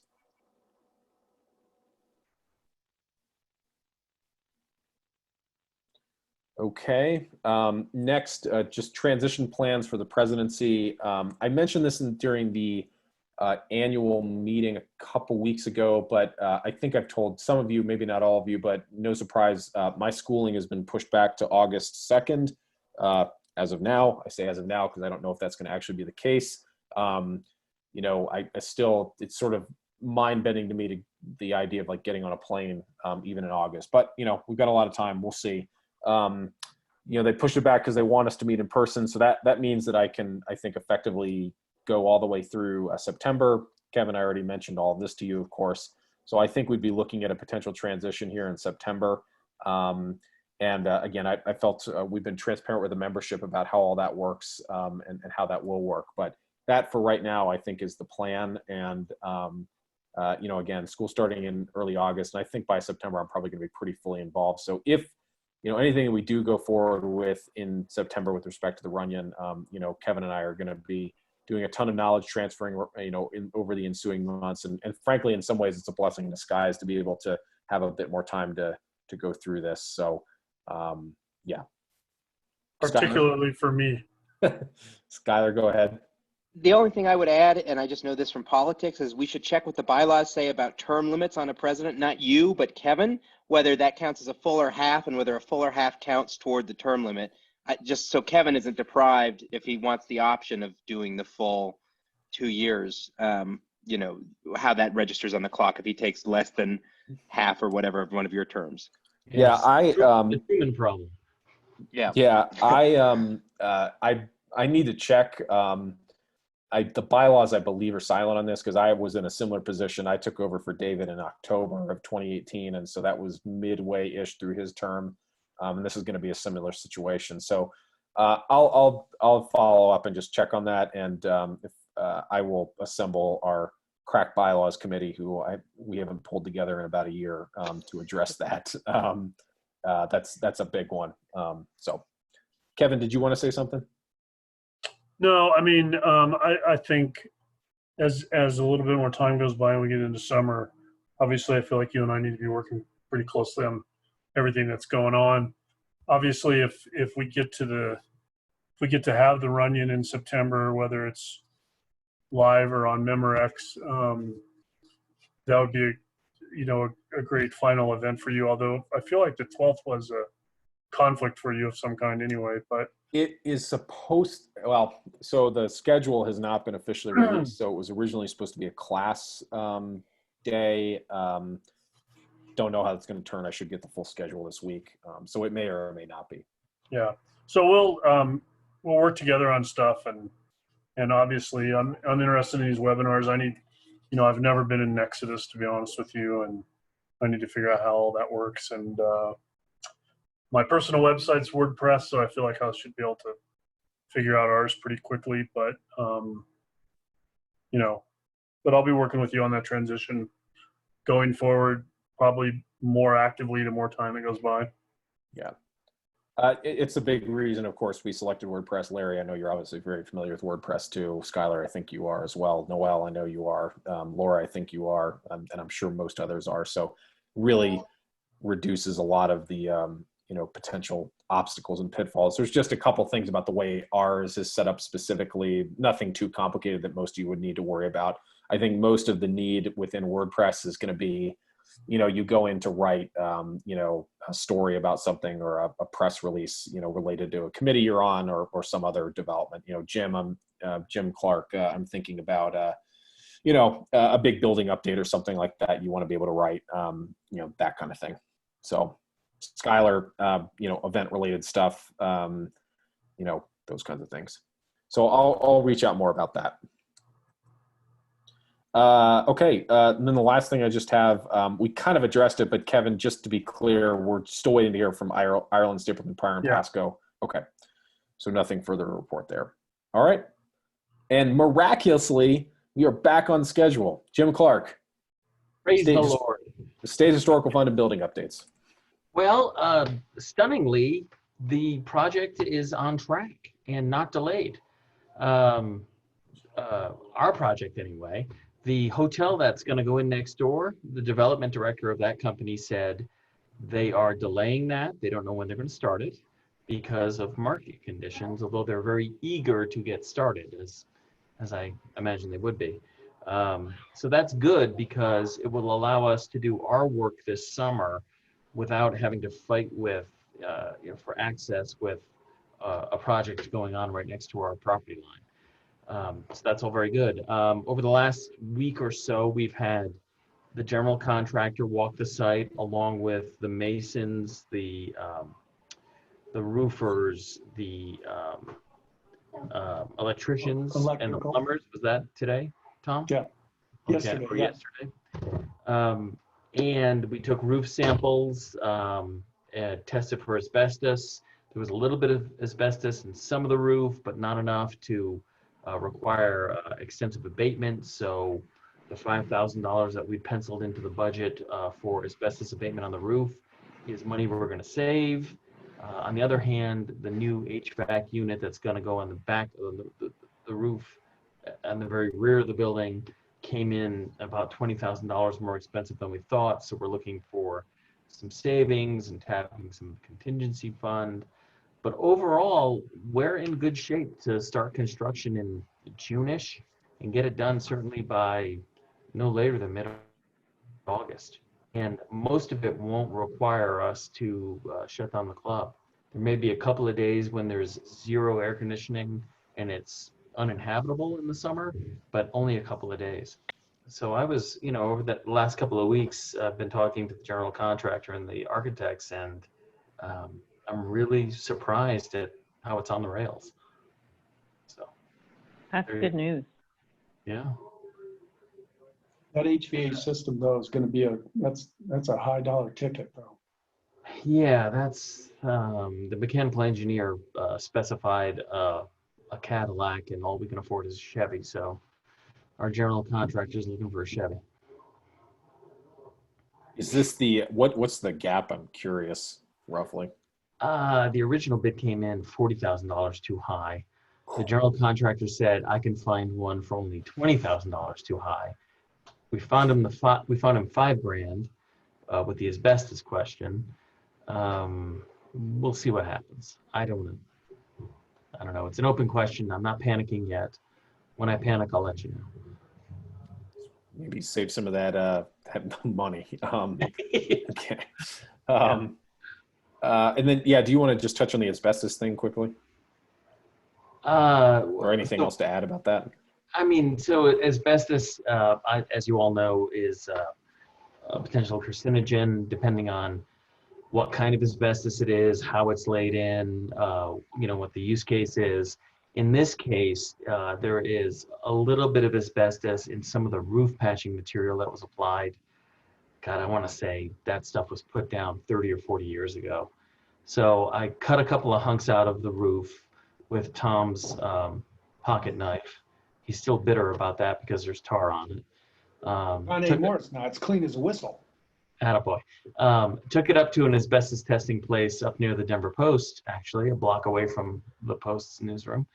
And it came back 8% in one sample of a certain type of asbestos, but because it's entrained in a tar substance, it doesn't matter, right? It can be pulled out whole without a big abatement thing because it's, as I said, entrained in tar. So we're in good shape. Great. And boy, have I learned a lot about asbestos. Yeah, thanks, Jim. Any questions for Jim? Okay. Thank you. Tom, DPC manager's report. Okay, Jim covered most of what I was going to say with regard to the building itself and the contractor, so no need to go over that again. I'm in there 3 or 4 days a week still, checking emails, paying bills, and taking care of whatever needs to be taken care of. So luckily, my great concern of leaving that building as empty as it's been was broken windows and leaks and things like that. We've had none of it. So I am absolutely delighted because I worry about that. Had to clean up a campsite, but I was expecting to have to do that all the time with an empty building there. They knew we were gone, they'd camp out, but I've only had to do that once. So not too bad on the homeless front either. I should add that I switched over the first floor air conditioning system to Oh, that's right. summer operations this weekend, which meant taking the air intake blocking off, which I put in to keep the place warm in the winter. And I fixed the sign thingy on the front door. So those are the 2 improvements I made. And we're going to be doing some night photography here in a couple days for an artist's rendering of the club. Do you want to talk about that, Jim? Oh yeah. So my wife found this artist who does architectural pencil and ink and painting type drawings that are really highly detailed. He did one of the Wazi Supper Club a couple of years ago, which is a place near and dear to my heart because it's where the AP Bureau used to be, right across the street. Isn't that right, Larry? And so we asked him to do an original work of the Denver Press Club, a nighttime shot, all lit up, and Jen and I will buy the original, and there will be prints available for other folks. So I don't know, the original is going to be like $800, and that'll be fine. That'll be good use of the Clark family fortune. And our hope is that we can maybe spin the prints off into, I don't know, gifts or fundraising opportunity or something like that. But we'll see. Great That is fundraising. very It's a great cool. fundraising thing. Yeah. Love it.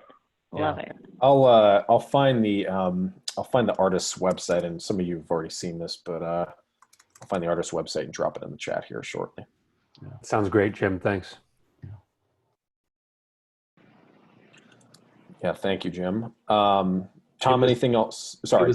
It was my wife's idea, not mine. So Thanks, Jen.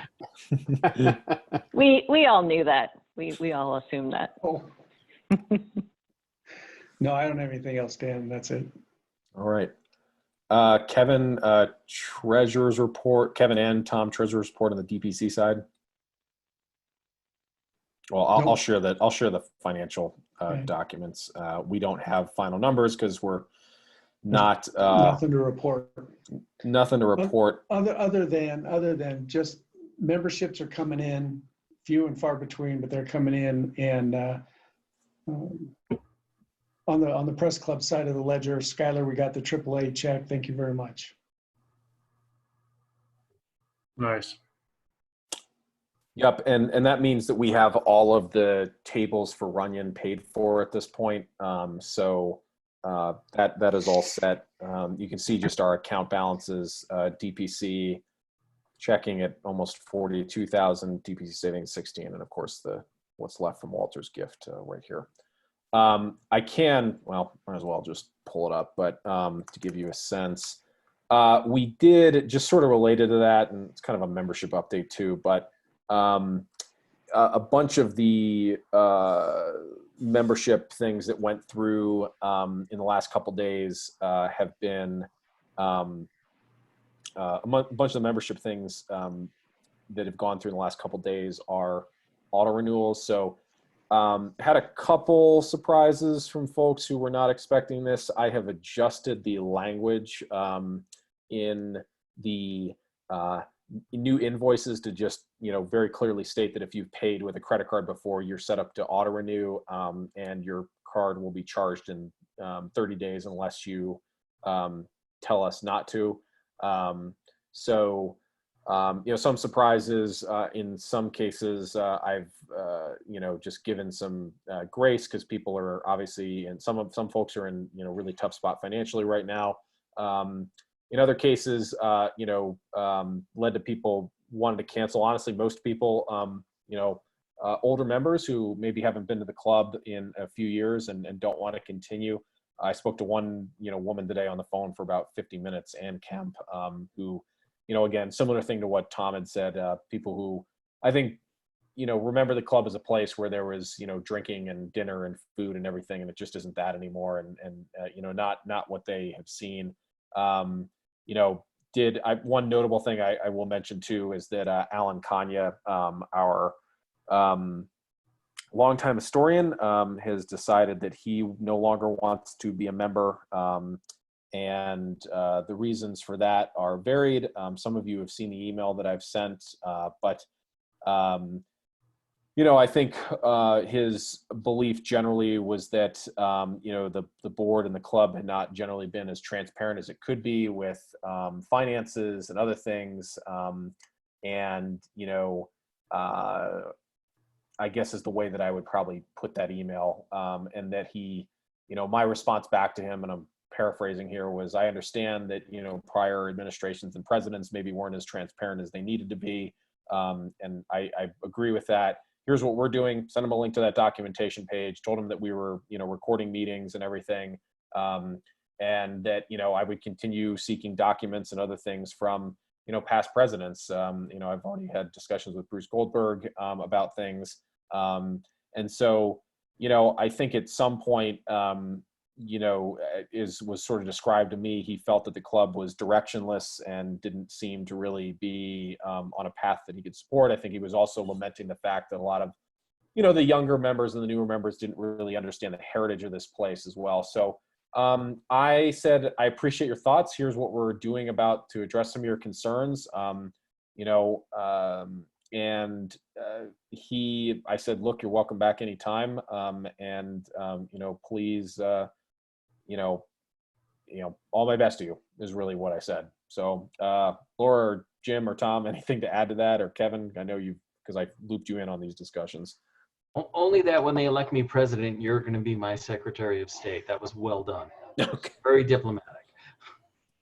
I think, I was trying to think about this. I didn't specifically respond to you, Dan, when you sent that up the other day, but I've been on the board 2 years, and I think we've been in executive session 3 times, maybe. And they were to discuss things like the salary of staff or an end of the year bonus for the staff.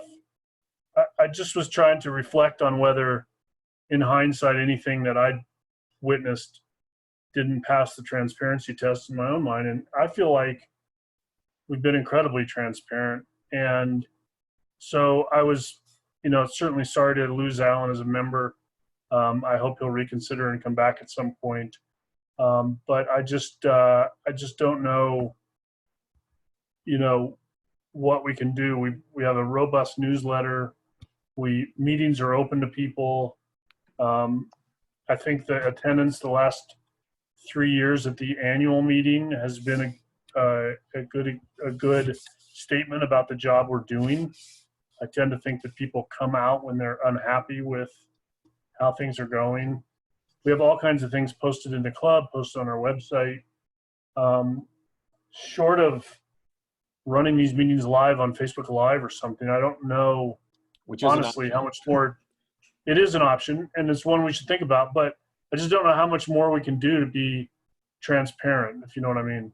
I think some of the concerns too, and thanks for bringing up the executive session thing. I explained that to him. I think, again, a lot of this is just, I think, angst over previous administrations and not reckoning with that. And, as I didn't say this in the letter, but I think a lot of it is like, look, for the last few years, we've been just focused on ensuring that this place, stays open.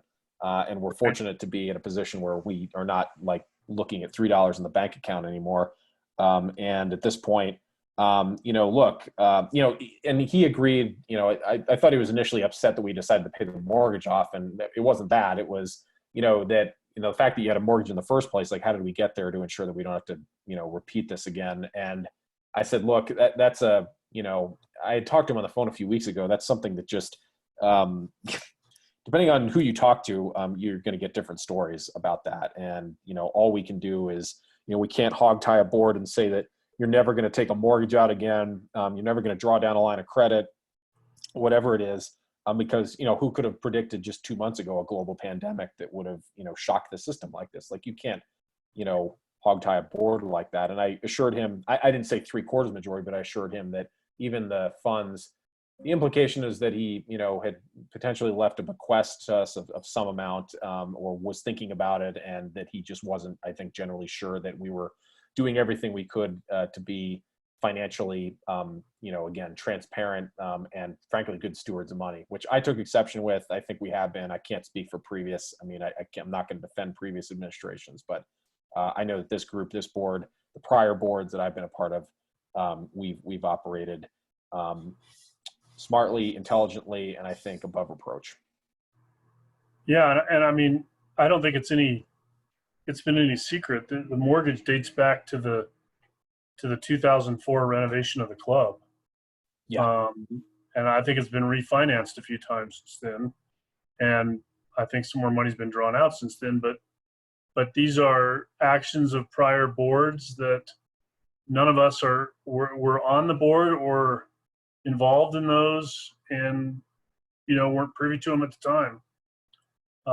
All we can do now is to try to put our financial house and our entire house in complete order and do it completely openly with our membership. Yeah. I mean, truly, his complaints are just steeped in irony. And if I think any harder about it, I'm going to have a goddamn stroke. So enough said, right? I agree. Anyway, I did want to just make you all aware of that as board members. Again, this is somebody who's, written a book about us and been a member for 42 years. You should just know that he's unhappy. I've stated our case and, indicated what we've done and said, look, you're welcome to come back anytime. So that's where we've left it. Great. Well handled, Dan. Yeah. Okay. And thank you, Laura, too, for your guidance. We let this one go, I think. Yeah. Yeah. Anyway, just month to date, just to go back to membership volume, speaking of that, we have $6,750 month to date in membership revenue. Year to date, it is it's $19,255 in gross membership revenue. So net from sales is $17,786.81, which is, I had to refund some things and then, fees and some other stuff. So that's helping us right now for sure, to just backstop us from a press club revenue standpoint. Okay. Any other things, Kevin or Tom, on DPC treasurer stuff? No. Okay. Right, next. Sorry, did I on property tax exemption? Oh, oops. Kevin, yes, thank you. Megan, thank you. Kevin, do you want to just update quickly on the property tax exemption?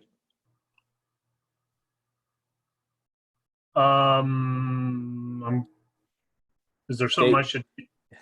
Did she not CC you on that email? Maybe she didn't. They filed it. Voss did. Oh yeah. Okay. Yeah. Yeah. Sorry. I thought there was some ruling or something. I'm like, No, yeah. They had asked me for our prior paperwork, which I provided around the time of our last meeting, and so yeah, that's been filed. I don't expect anything to change there. We'll remain exempt from property taxes. Big change is that you bailed us out last year, Kevin, and filed the paperwork, and this year we, I think, wisely offloaded it to our accounting people to do instead. Yeah. Accounting and tax people. So, yep, that's all taken care of. Okay.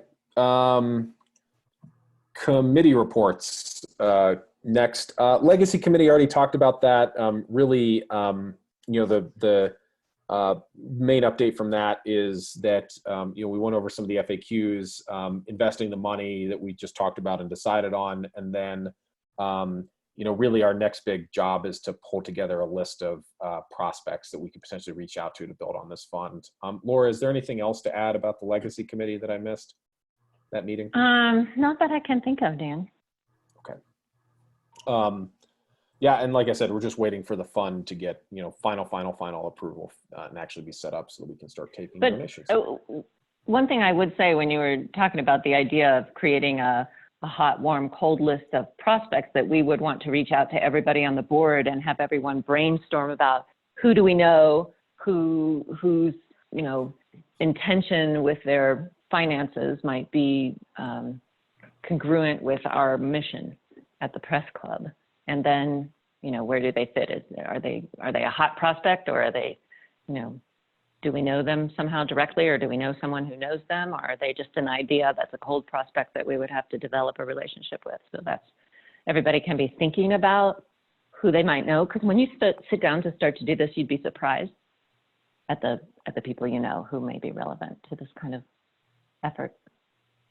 Yeah, and thank you for framing it that way, Laura. That I should credit you with that framing. And so I'm going to start up just a Google Doc for us to just sort of, and I'll share it with the board, just to put names down. And again, like, this is, how would you describe maybe Laura? Just I think you did it really well during the meeting. Hot, cold, and medium prospects. How would you differentiate those three? Yeah.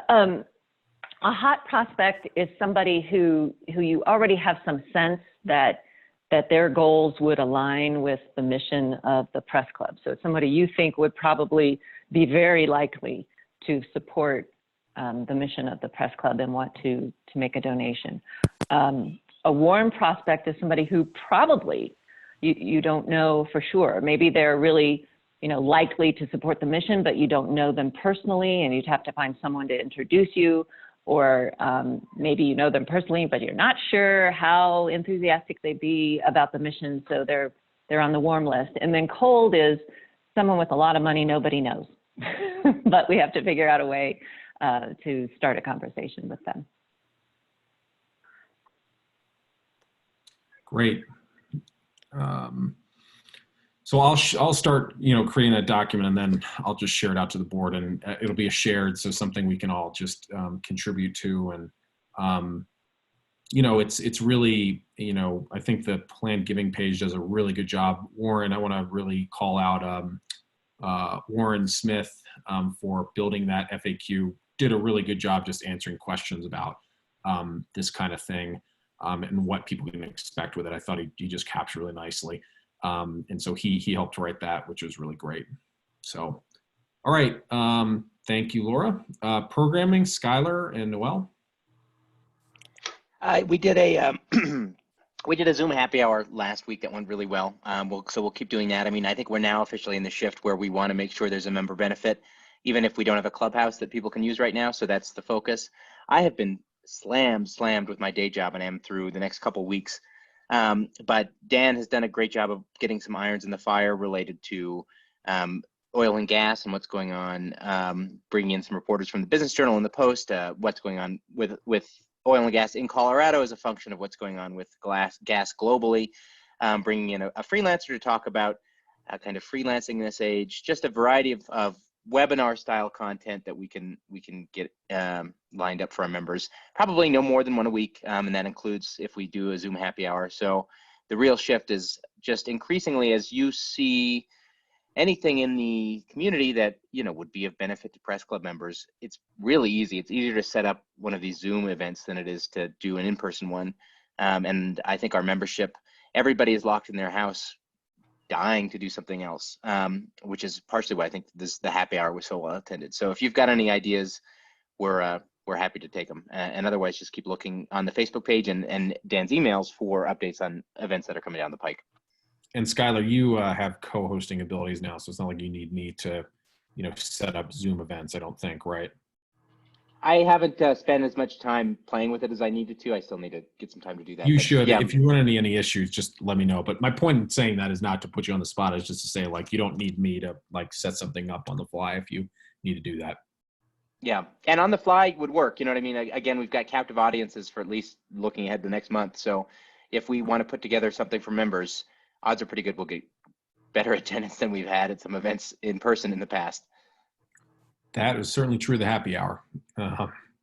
So speaking of remote events, Kevin, we had talked about remote trivia, and I'm curious whether you've had any conversations with Tom about that.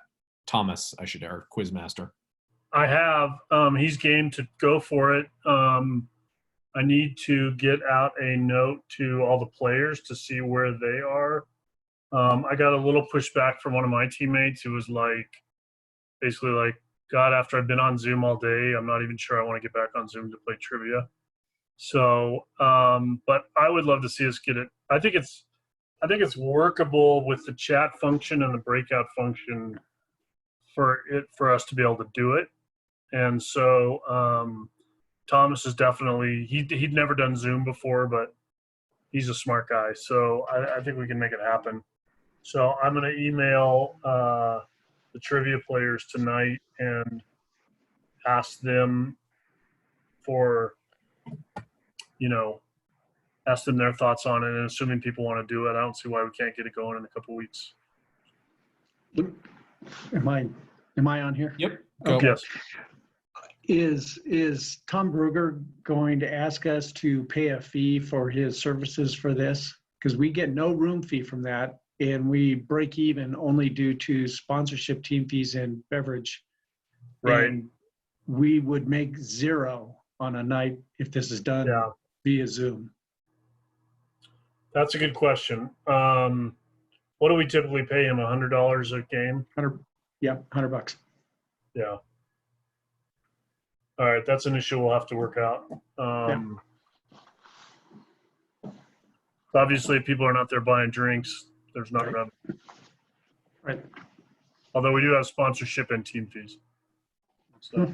Yeah, I think one of my concerns was just frankly that we were getting an advertising sponsorship from Utopia Home Services, and we want to keep ensuring that we honor that as best we can. This would be a way to do that.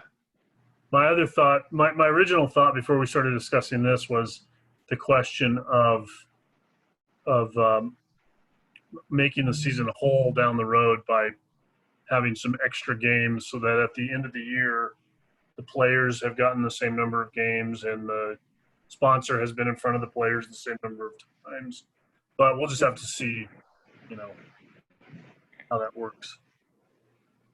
And if we're not going to be able to have groups of 10 or more the whole year, we're not going to be able to have trivia back at the club the whole year, right? Yeah. So I feel like we're going to get some guidance in mid-May from Denver, but we'll see. I feel like we should attempt this, Tom Fouch, and see how it goes, and obviously just discuss, what a fee might look like. Not to get loosey-goosey, but $100 here or there. I mean, who knows? We might. The other thing it's possible is that you might end up getting more teams out together to do something like this. Who would be paying for the $40 fee, which of course doesn't fix it every time, but it does help somewhat. Well, I'm game. I just had the question. That's all. For sure. No, it's fair. It's a good point. Folks, I apologize. This is Laura. I have another call that starts at 8 that I'm going to have to jump on. Okay. So my apologies to you. Thanks, everyone. Stay safe. Thanks, Laura. Thank you, dear. Skylar or Noel, anything else on programming? I have something for other business, but I'll wait till then. Okay. Skylar, then sticking with you, marketing and social media. Grasslands pulled back a little bit. They've had to make some personnel swaps as a function of the realities we're all facing right now. But I think we're still getting content through the Facebook page. We need to see what we want to do to advertise Zoom events. It's tough because we do want to restrict them to members as much as possible. So figuring out that nuance. But the same as anything right now. It's the same as it's always been for us from a marketing standpoint, which is we're marketing the importance of the club as an icon more than the clubhouse, and so that's a shift in tone. So you'll just see a lot of journalism articles to that and things to that extent. But yeah, Grasslands has reduced the amount of content they're putting out for us, absolutely understandably, and hopefully temporarily. But Dan has stepped up and filled that void a lot. I just post stuff that I read, like that's really it. And I would say the website's helping too. I did, by the way, just related to this, I did update Google's my business listings. We did not have access to that. Joe Bovin did, which I found out. So I've listed us now on Google as temporarily closed and added a couple other things in there. And so, I think the website is going to really help. And then the other gap that I have to just close marketing related, Skylar, is just now that the website's launched and everything, just circling back on the nonprofit Google ads. I don't think there's much, frankly, to advertise, of course, right now at this point. But once we open up back in, we'll be ready to go. Okay. So then last is just membership. I mentioned this already, but just jumping down to number 2, I've sort of selectively, and Tom, I've CC'd you on this when it's come up, just selectively given some billing grace to people who have reached out and asked for it. And again, I've modified some of my language on the invoices to ensure that people know that they're, going to get auto renewed unless they cancel. Netflix does this. We're not violating any laws or anything like that. Of course, we just, want to be transparent that like, hey, we're doing this. I told the Bruce Goldberg, former president, was sort of surprised because he was like, don't I owe you something? Oh, no. I automatically charge your credit card. You're all set. He's like, wow, if I had had that when I was president, I would have saved myself a ton of time. Do you do auto renew, Skylar, in your membership organization? Yes, we do, presumed. But it took us a long time to get there. So, it took us 50 years. It's great for recurring revenue, I can tell you that. We do it in my membership organization too, and boy, does it piss off publishers. Yep, because they forget about it and then they see it on their credit card. Again, we're transparent. It was buried. I'll admit it was buried in the language. Prior to last week, it's a little bit higher. It's right near the top now, so people see. So anyway, if you get any questions, go ahead. We certainly like it. 3.4% churn rate. I know. Yeah. Anybody who's in the membership or subscription game certainly appreciates auto renew. Anyway, the challenges that you find in any sort of membership organization, of course, is people's credit cards expired, they leave a job. And so they have a corporate card attached to it, whatever it might be. It's just, you're going to deal with some of that stuff. But, as we go each year, like people sign up with a credit card and they're, good to go. So, okay. And then I did want to just bring up one other thing before we jump into some new business, is that I did get a request from one member who asked, and it's not, I've had a couple of these over the last few months, and I just wanted to open it up for discussion about, should we consider having a reduced retirement rate beyond just the $150 we charge folks right now? I'll just sort of state my opinions on this. Sometimes you have folks who are,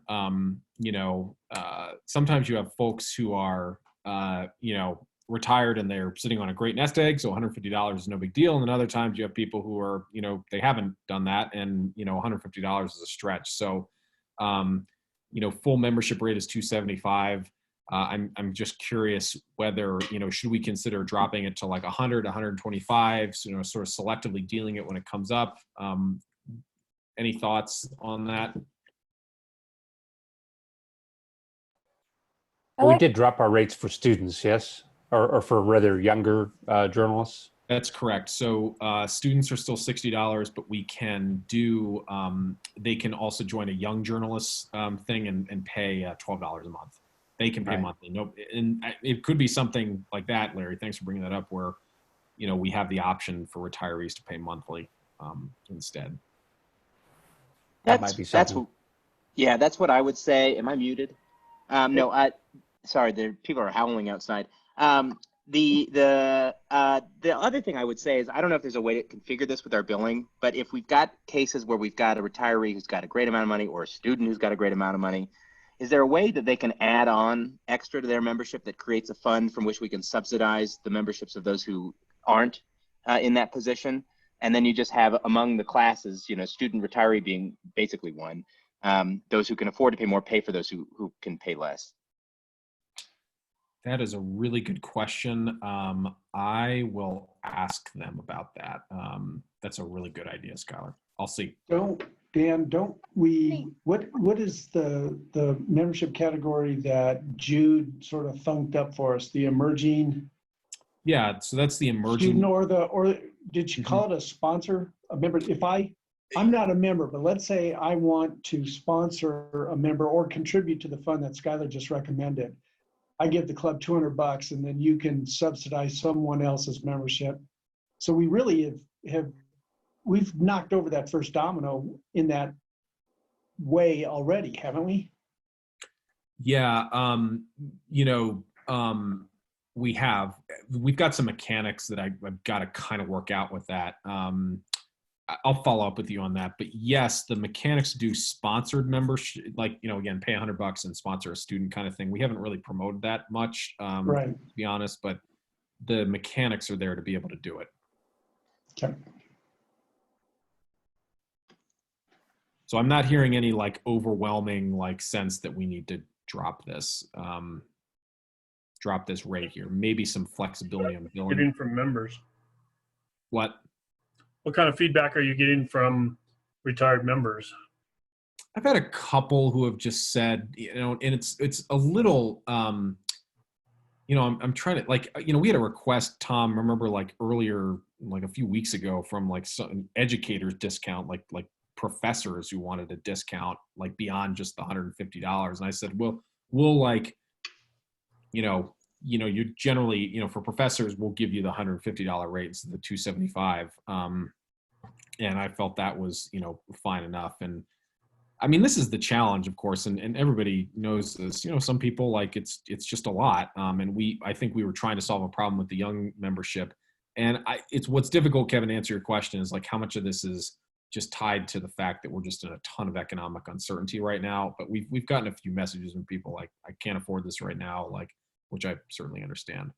I guess I would be in favor of not changing anything in this moment and more like, without starting a runaway train here, working with people on an individual basis if they need to. We've made a handful of exceptions or adjusted things as needed.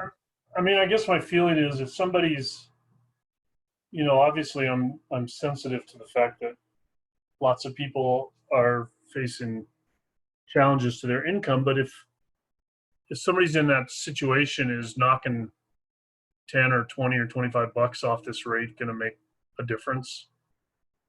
Like if somebody's saying they're having trouble, what is it now? It's 150 for retired. Yeah. If somebody's concerned about their ability to pay it at 150, are they going to be able to pay it at 125?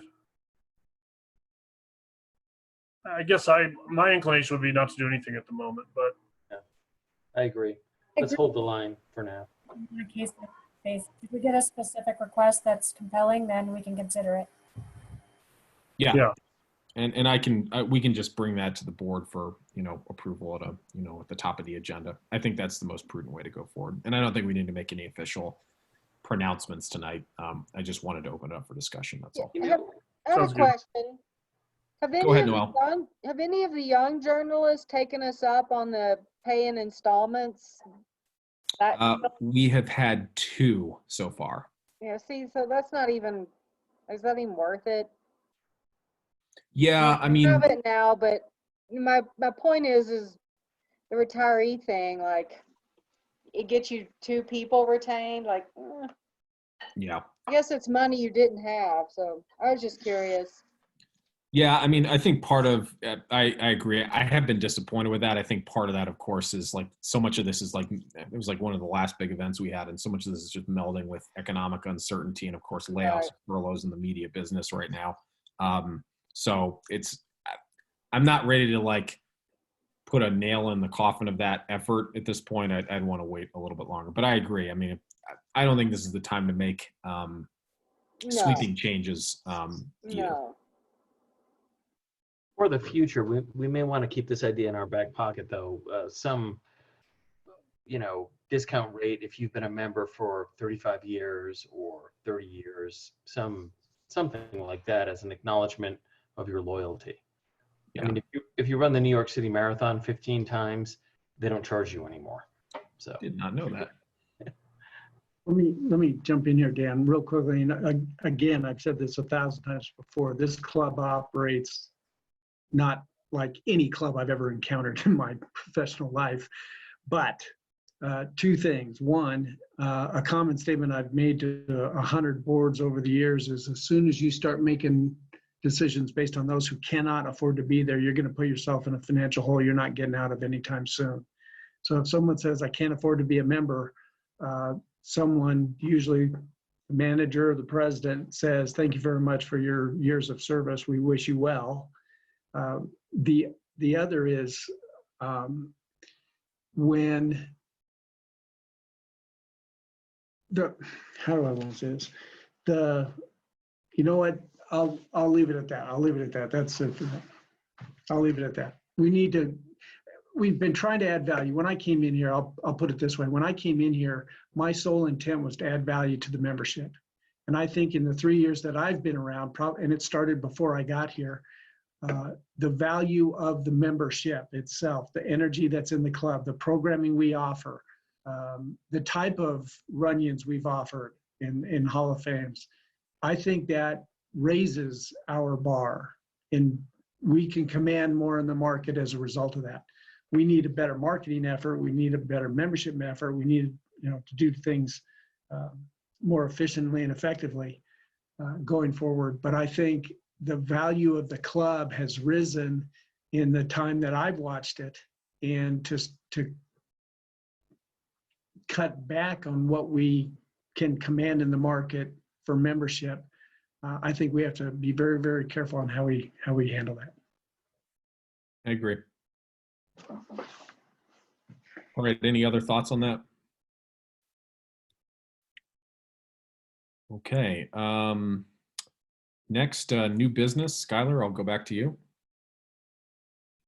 Yes, I got a call last week from Chris Hines, who's on Denver City Council. He's been rightly critical of the club. He's got some mobility challenges, and he's been critical of us in the past related to our own non-compliance that he saw with the ADA. But it wasn't about that. He called actually because he's been seeing, he's worried about what's going on with journalism in the wake of the coronavirus, with layoffs and that sorts of thing, those sorts of things. And he was asking if we would be a good venue for him to direct people to raise money for journalists. Off the top of my head, I told him, hey, we're a proud institution for journalism, but I don't think we have the mechanisms to create something like, a fund or relief fund for reporters who have been furloughed or lost their jobs. So that's what I told him. I told him I'd check with you, and that I would also ask if you folks would check with the Press Association. But I did initially say, like, we're happy to take anybody's money to complete our mission, but a function of that mission has not been direct financial relief to journalists who need it. Historically, Tom, correct me if I'm wrong, the Press Benevolent Association was actually meant to have funding in place to provide relief for journalists who had come into hard times, like, when the membership was much more robust. So I can say, Skylar, that historically this has happened. I have never, obviously, since I've been on the board in 2016, done any of this because we were just not in any position to do so. I have seen other organizations like the National Press Photographers Association, pull together like a $30,000 relief fund. I like the idea. I don't want to say no outright, but there's part of me that would want to partner. If we were to do that, would want to, if we did, and we could direct people to doing that, that I'd want to partner with an organization like the Denver Foundation to facilitate and handle something like that. Yeah. That's just first plus. I think I'm leery is what I'd say. Not that I don't think that, it's necessary or needed, but I'll open it up for others if they have thoughts. There are other efforts going on right now. The Reporters Committee for Freedom of the Press has something going on. I think Neiman has something going on. What's his name? The guy who invented Craigslist, Craig Newmark. Yep. He's giving away money.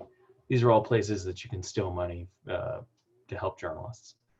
We don't need to get into that business. Is his idea, Skylar, like direct, like I lost my job and I need like cash this month to make rent kind of thing? Is that what he's thinking? That's how it was described to me. And the reason why he called me is he knows I'm involved with the board, but also he didn't feel like ethically as an elected official, he would be able to give to someone's GoFundMe. So I think he probably saw someone's GoFundMe and was about to contribute and said, oh, that's clearly creates some ethical concerns because I'm in this position, and let me see if the press club's doing anything. And I told him we weren't. So that was really the extent of it. But I did say we'd look into it and that I would get back to him with other resources. So I'll look at I'll look at what else is out there. Yeah, Jim, if you have anything just off the top of your head, I'm aware of the NPPA fund from the National Press Photographers Association for photographers who have lost tons of work, but there are others. CPJ, I think, is raising money too. Committee to Protect Journalists. Yeah. Great, thanks, Skylar. Yep. I'd love nothing more, in 3 to 5 years, the club is able to, with, a larger endowment, additional staffing, to go beyond scholarships and to have something like that, like a relief fund, or even something more like, again, more project-based work where you're actually sponsoring grants for journalism projects, but we need to obviously raise the money to do that first. Great. Okay. Thanks, Skylar. Any other final business before we adjourn? Can we buy a new flag for the front of the building? Oh, A new yes. high quality flag? Because the flag we have is faded and kind of nasty. I'll take that one. I've had it on my list of things to do at the same time. The kickers, we have to get the fire department to put it out there. We can't get up to it. And so when we did one of our chili cook-offs, we had a whole bunch of, someone brought in, I think they were Boy Scouts or something, and we thought it would be a good time because we didn't have a flag up there at all. And so I bought a flag and I had it in my office, and we arranged for the fire department to come out and do it.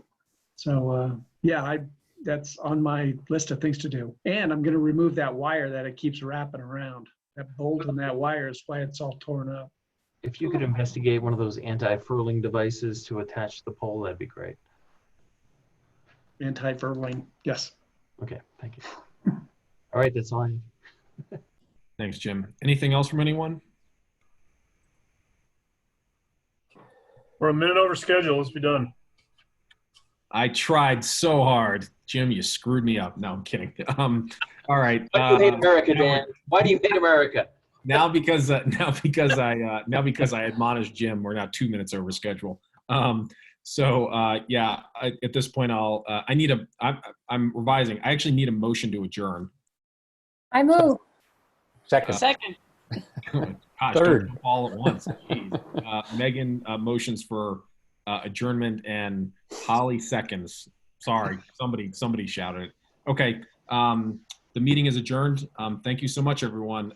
We will be in touch, and we'll see you in a month. Take care, everybody. Thanks, everybody. Thanks, everybody. Thank you.